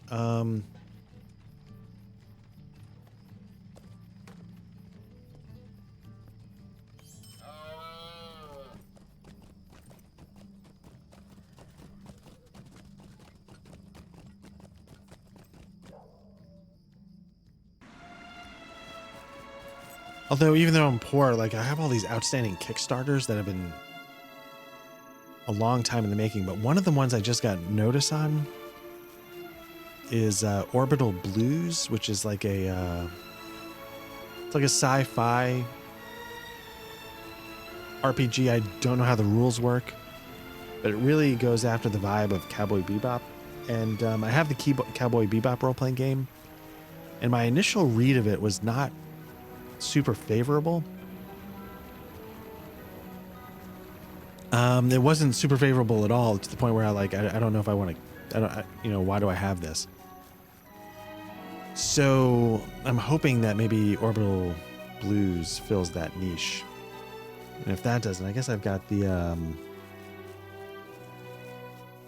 Rusted. Man, I forget the name of the game. I don't have all my games now. Like, a lot of times in the old videos, I'd look over to my right. I used to have everything there, but now my shelves are getting so crowded that I moved the smaller books, such as the Rusted whatever, and books like Blades in the Dark, that kind of size, to a bookshelf in the other room.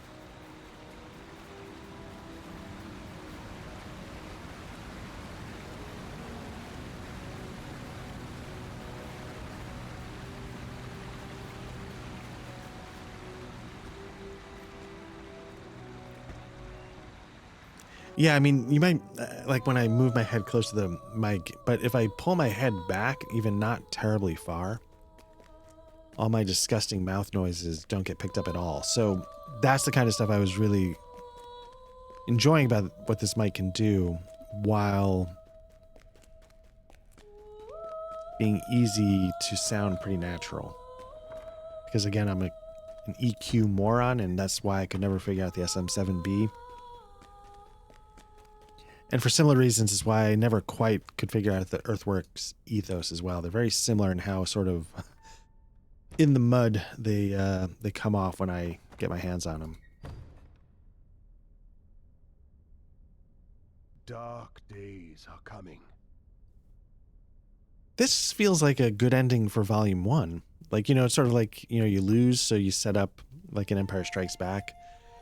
Now it's time to start the next chapter. So the ring forges will burn again. Amarthiel will reforge Narchuil and use it to lead her armies against Eriador. At her side will be Mordrambor, who appears to have sided with her once more. If this happens, the North will be crushed, and though Rivendell will stand, it will only be a matter of time before we too are overrun. We must put an end to Amarthiel's plans once and for all. Hope is not in vain. One last hope remains, Black Lodge, and vain it may well be. You must travel to Mirabel and try and put an end to Amarthiel's plans there. You must hurry. It may already be too late, but there is a slender hope that she has not yet received the materials she needs to rekindle the forges of Eregion and reforge Narchuil. Mirabel is far to the south of Rivendell. In the land of Eregion, may the stars shine upon your road. This quest is meant for a fellowship. So once again, I'm going to just take the buff and see if I can get it done myself.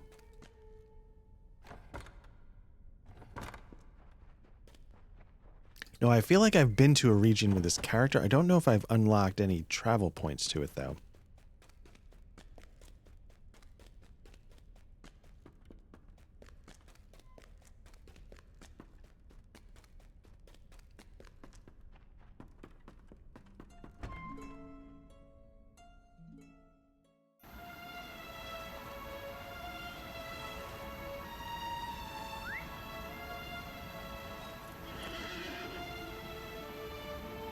So how do you, or is it just you just click? There's no shortcut. Okay.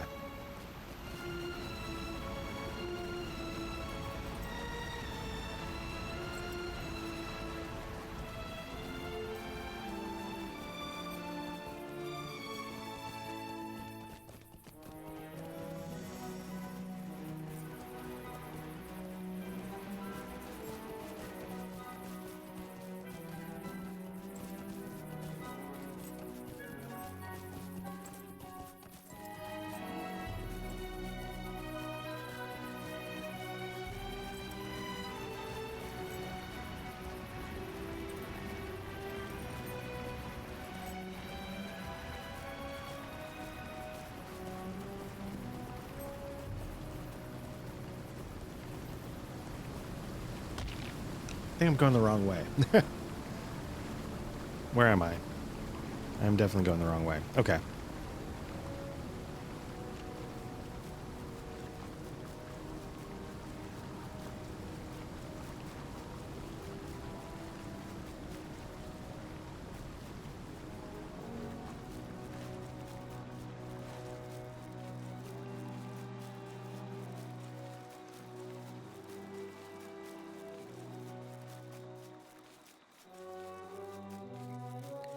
Okay, let's see where we can get to. Whoops. Megovanen. Can I get to a region? Yes.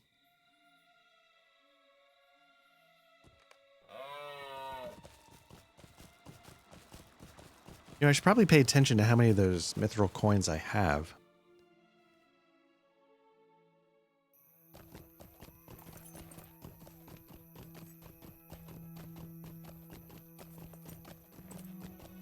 I always enjoyed this area because of like the... I assume they're elvish ruins. I always thought it was sort of...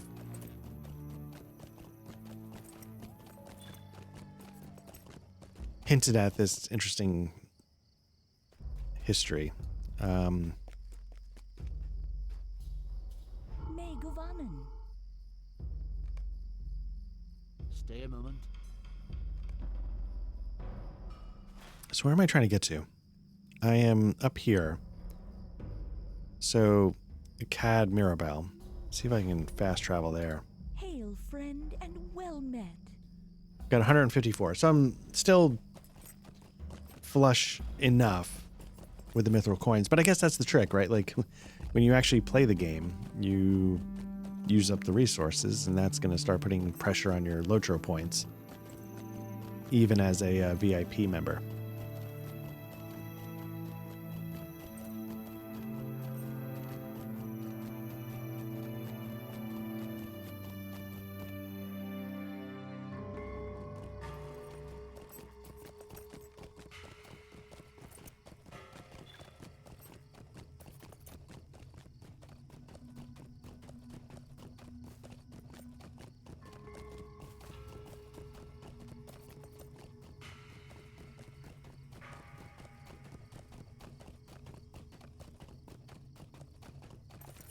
All right.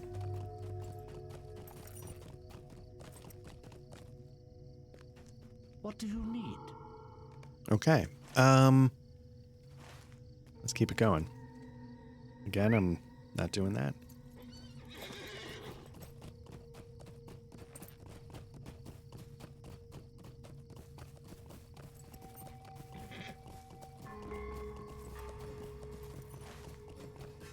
Going the wrong way, of course. Oh, this was the kind of honey I needed. I guess, yeah, you could just get it here. You don't have to buy it.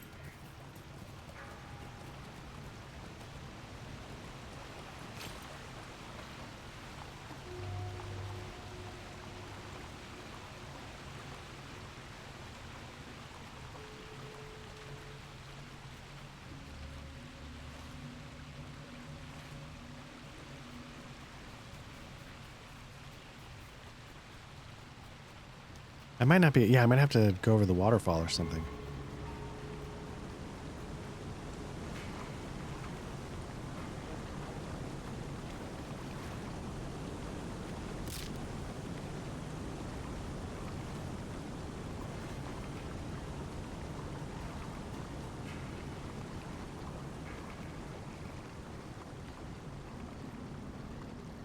And that's probably how I was meant to get here. I might actually have to go on this side and cross the bridge. I remember when... Man, I don't know what it... Maybe I talked about this already. Before this area was officially released, I somehow got into it. Sort of like a no-clip kind of thing. Not literally, but... Angmar has gathered all they need to kindle the forges of Eregion. The champions of Eriador must now travel to Mirobel and do whatever they must to foil the plans of Amarthian. But yeah, I got in somewhere here where I wasn't supposed to be. And it was just completely empty, but I could run around and see what the landscape looked like. Okay, we got a gravely wounded Laerdan, of course. What do you need? I was a fool to be deceived so easily by Amarthiel, and it has led to this. There is hope, however, for she left me alive. Perhaps if she can be hindered from reforging Narchuil, Narmaleth may be reclaimed. To enter into Tam Miradane, you will need to defeat the Gotharog, who holds the keys to the forges. His name is Strock, and he's a mighty foe. Hurry, Black Lodge. There's little time to lose. Can I... Nope. Can I just sneak by everybody? That's what I'm curious.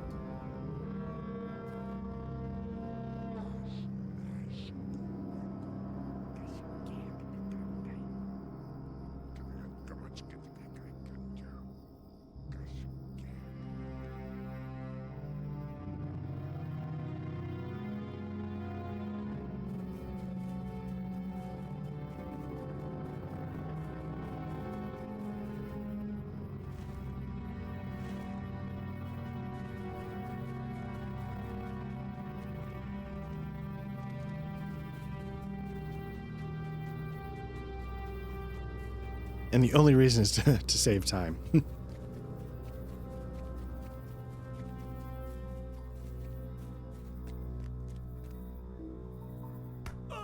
Yeah, so we're... Oh, okay.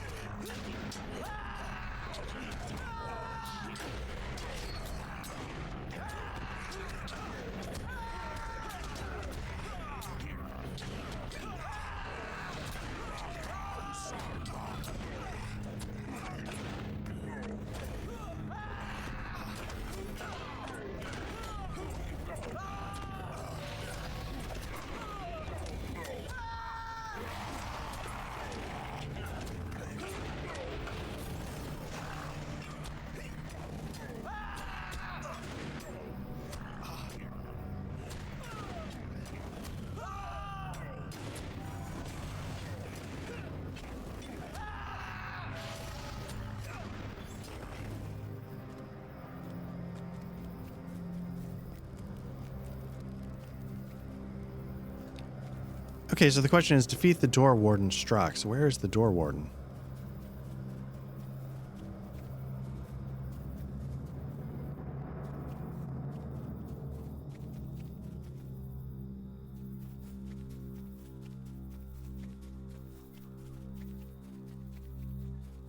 I guess the short answer is not here at the door. Okay, let me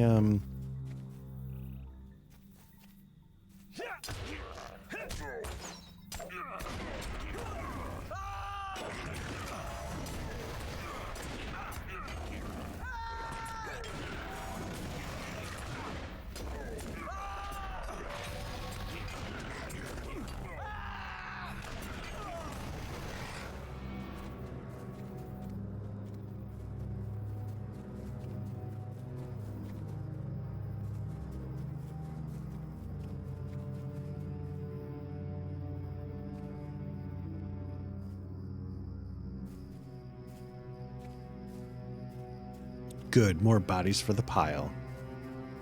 Let's hope you have more fight in you than Saruman's trash. Ooh.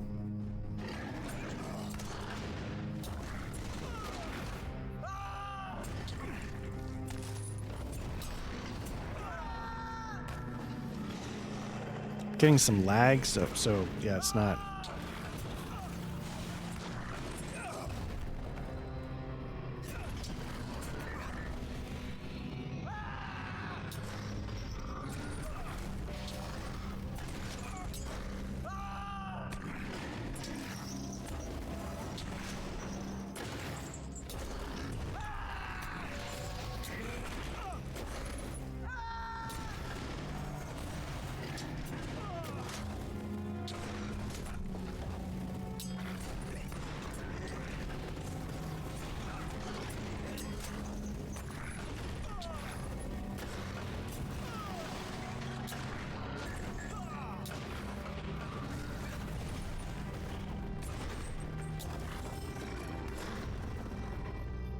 Okay. Does that get me what I need?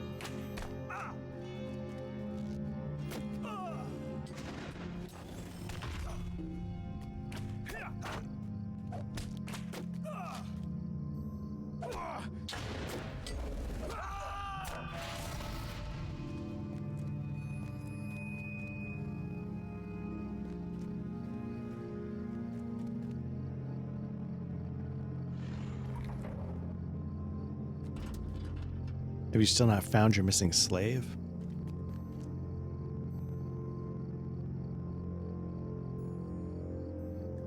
It'll be your back that gets the lash if you don't find him.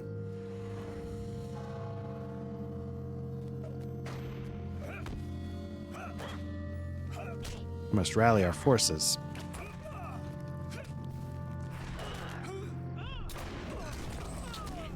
Okay, so let's whoops, that's wrong. Let me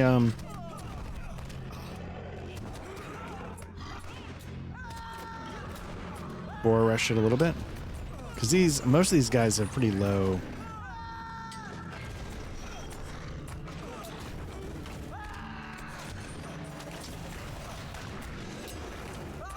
I guess let's start clearing some of these. Pretend that I'm playing a game. Let's see.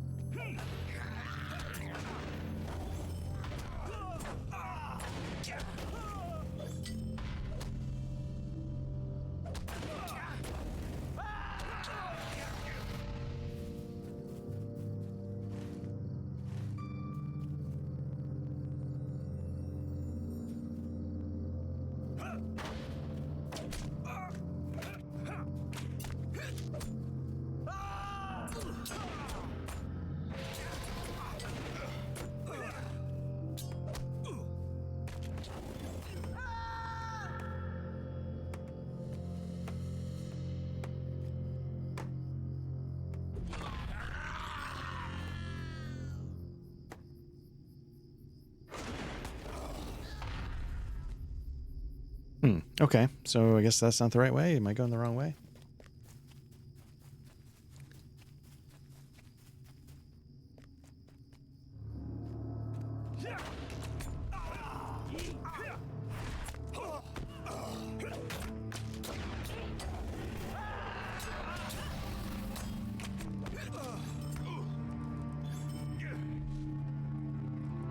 Oh, this is really building up here. Okay, hold on.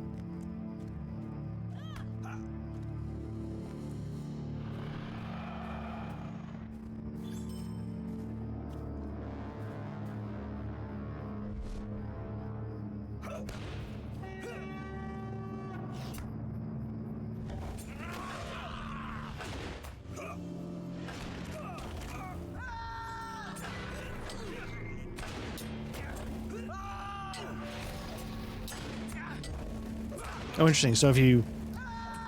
That's the first time I didn't kill the Hornblower in time, so then he summoned an elite to help him out. While the creature itself is super easy to put down, but I guess I'll heal up a little bit just to say I did it.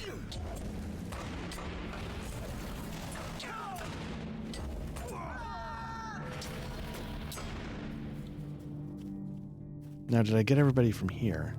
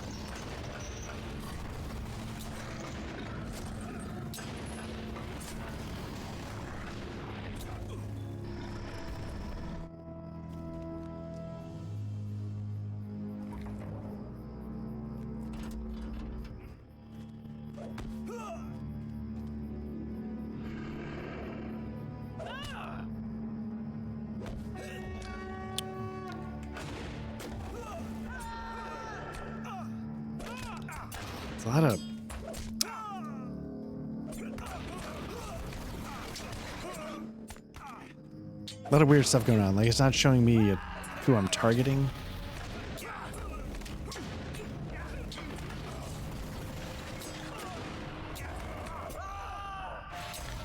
The priestess seems to have spazzed out. I thought I was interrupting the hornblower, but it wasn't registering me clicking the shield slam.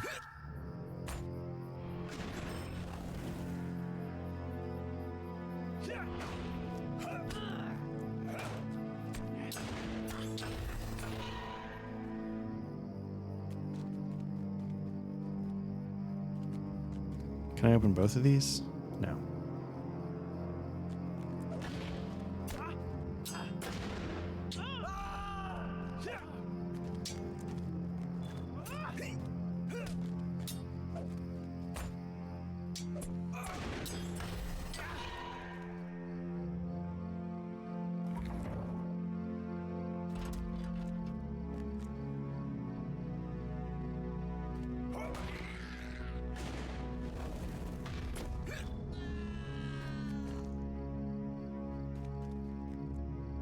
All right, let's head over here to Priestess Grain. The mistress foresaw that you would come. She said you have proven most resourceful in the past. However, I feel that resourcefulness will not avail you this time.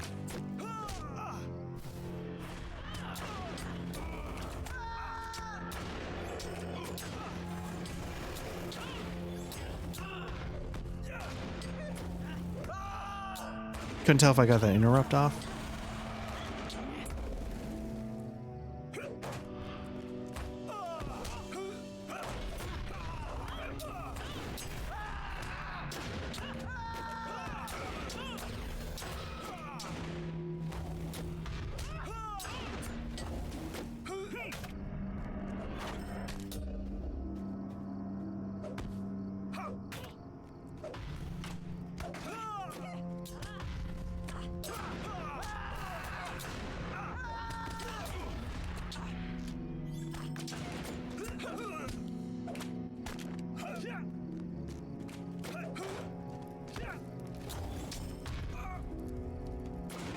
Okay.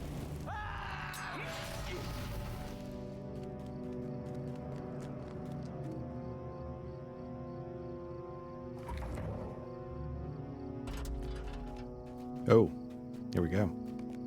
Discover the ring forges of Tam Mirdane. There's Amarthiel. You have sacrificed much to arrive here, Black Lodge. Yet all of your efforts were for naught. You are too late. Narchuil has been forged anew. However, I do not wish to seem ungrateful. For you have proven a boon companion to blah blah blah, so I will allow you to be the first to fall before Narchuil reborn. Come now, claim your reward. Can I even do this?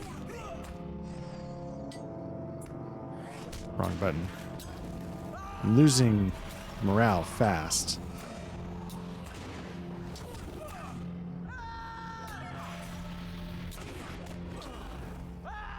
I'm gonna pop this just to say I popped it. Why not? Give me a little extra defense.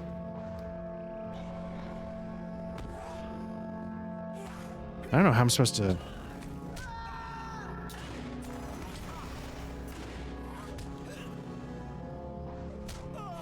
I'm gonna... Oh, my thing is a total travesty. Okay, let's try this again.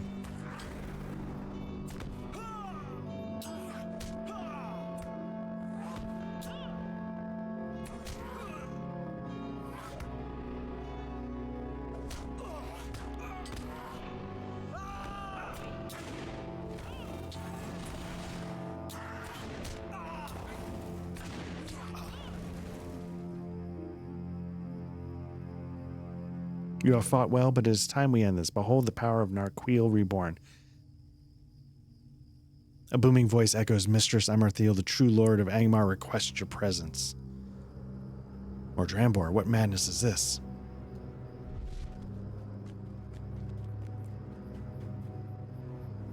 Mordrambor, lord of Angmar, you seek above your station, fool.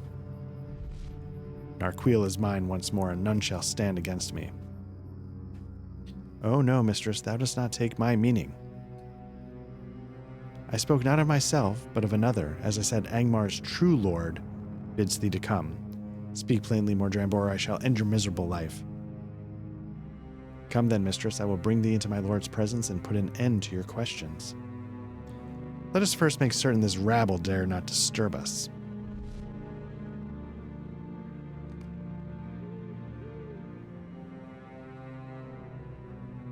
Can I follow? Yeah.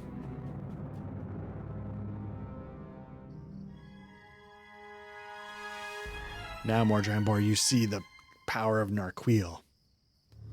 Come, tell me, who is this master of Angmar of whom you spoke? Thou shalt see for thyself. Look to the skies. Oh, behold the master of Angmar. Mordorith, how is this possible? Foolish Amarthiel, my spirit is bound to the Witch King. It would take more than an elf sword wielded by a worthless ranger to defeat me. Although formless, my spirit remained in my master's service. In his dark city, I was reclothed.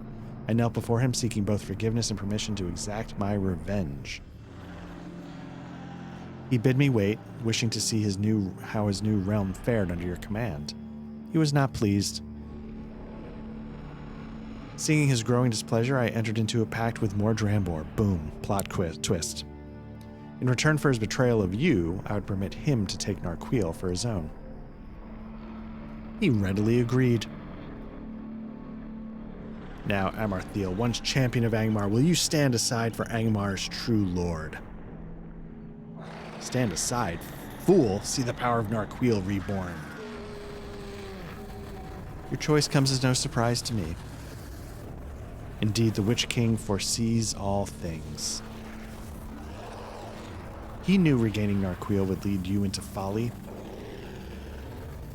Narchuil is powerful, true, but it holds no sway over me.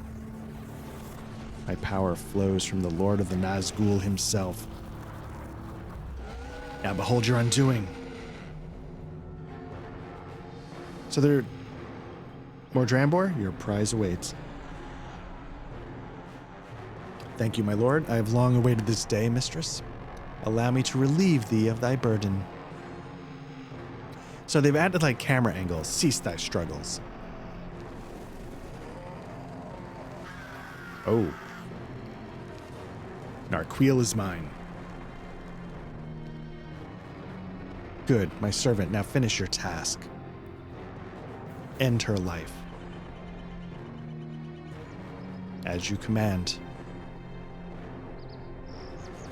Stay your hand. Oh, it's Laerdan. What's up? Laerdan, I'm surprised to see you here. Have you not failed your daughter enough? Oh, damn. Enough already? Your words have no power over me, Mordorith, for I know your true name. I remember when your armies routed Angmar in the fields of Fornost.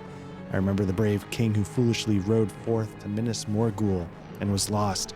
I remember when you were called Irnur and were the Witch King's most hated foe. Silence, that name means nothing to me. Mordrambor, take his voice. With great pleasure, my lord. You shall pay for what you have done to my daughter, beast. Ha! It is thou who hast met thine end. Armalith, only Dunakar. Father! What a touching scene. I could not have devised more perfect punishment for you, Amarthiel. I leave you now hopeless and broken.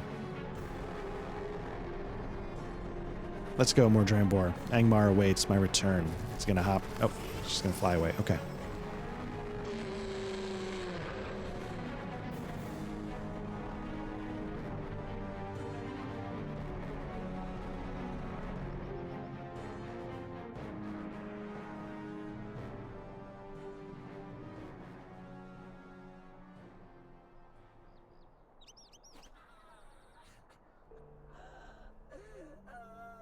Completed. Instance the Doom of the North.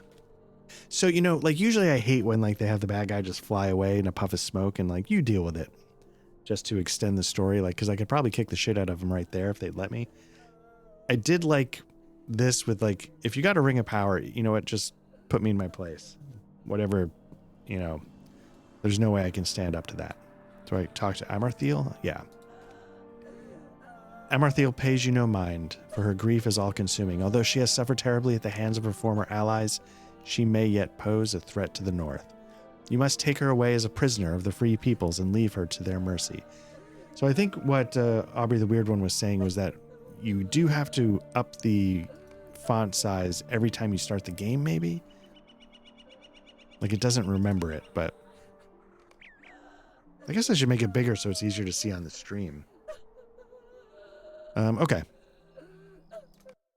All that she desired seemed within her grasp, yet her father's betrayal of the free peoples was rewarded with a betrayal against her. Mordorith has returned, and Eriador stands on the brink of conquest by the forces of Angmar. As for Amarthiel, what future awaits her?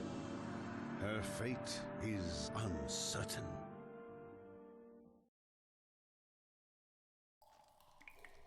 Oh, yeah, so she goes back to the prison she started in, I guess.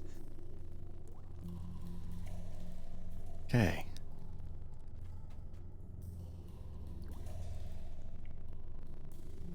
How can I be of service? Master Elrond awaits you in his library, Black Lodge. You should speak to him at once.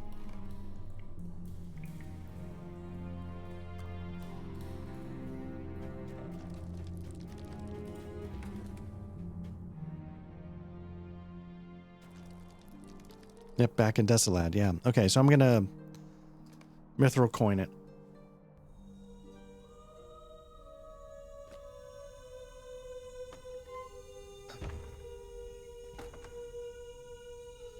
Level 65, Warden. It's good to see Warden strolling with Sarah.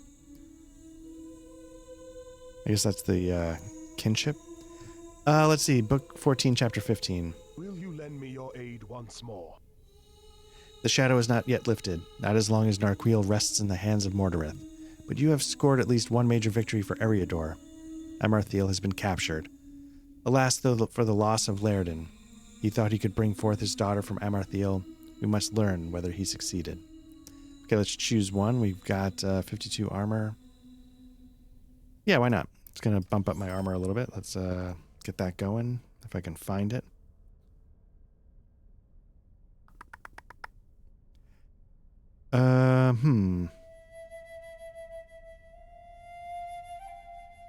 Still can't bump up the size of these icons, though, no matter what I'm doing with the other parts. Can you? No, I don't think you can. Yeah, so the shoulder pads, I think they were...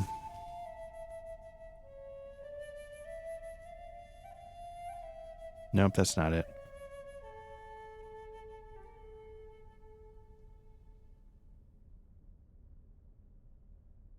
Anyway. I don't know why it's so hard to keep this stuff straight, but...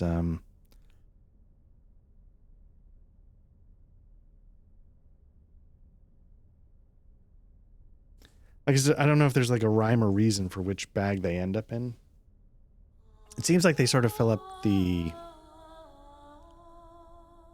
blanks in, like, say, bag 1 and then goes on to bag 2, but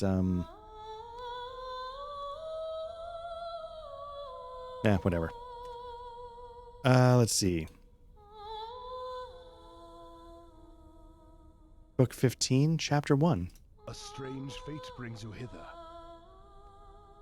I'm concerned, Black Lodge, as I am sure you are, by the capture of Amarthiel. Though she has been stripped of Narchuil, she may still pose some threat to the unwary.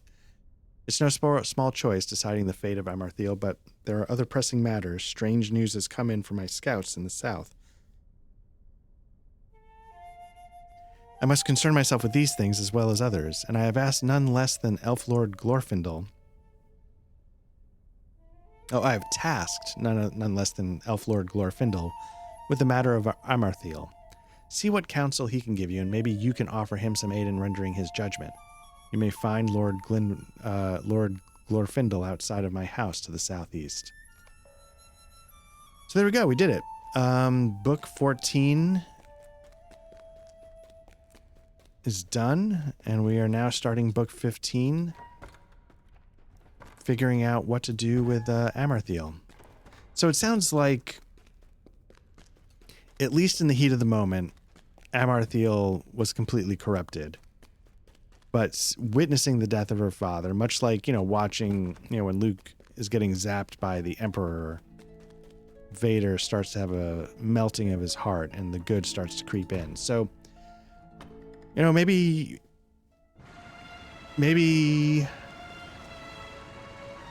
Amarthiel can still be saved. And sadly, it took the death of Laerdan, but I imagine, like most fathers, he would make that trade. So, yeah. I really wish I could find those shoulder pads, though. But I think... Oh, there we go. There we go. Yeah.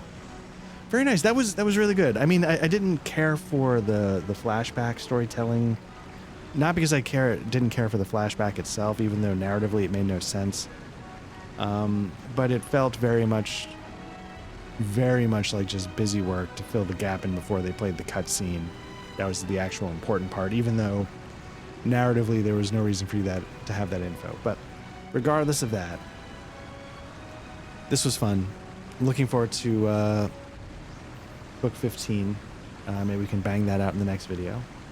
Yeah, it seems like a book of video is not a bad amount. Like, looking at the amount of time, it actually took a little bit longer than I thought it would. So anyway, yeah, this has been Black Lodge Trivia Night. Thank you again to everybody who's checking this out. If you're watching this, you have already found our YouTube channel.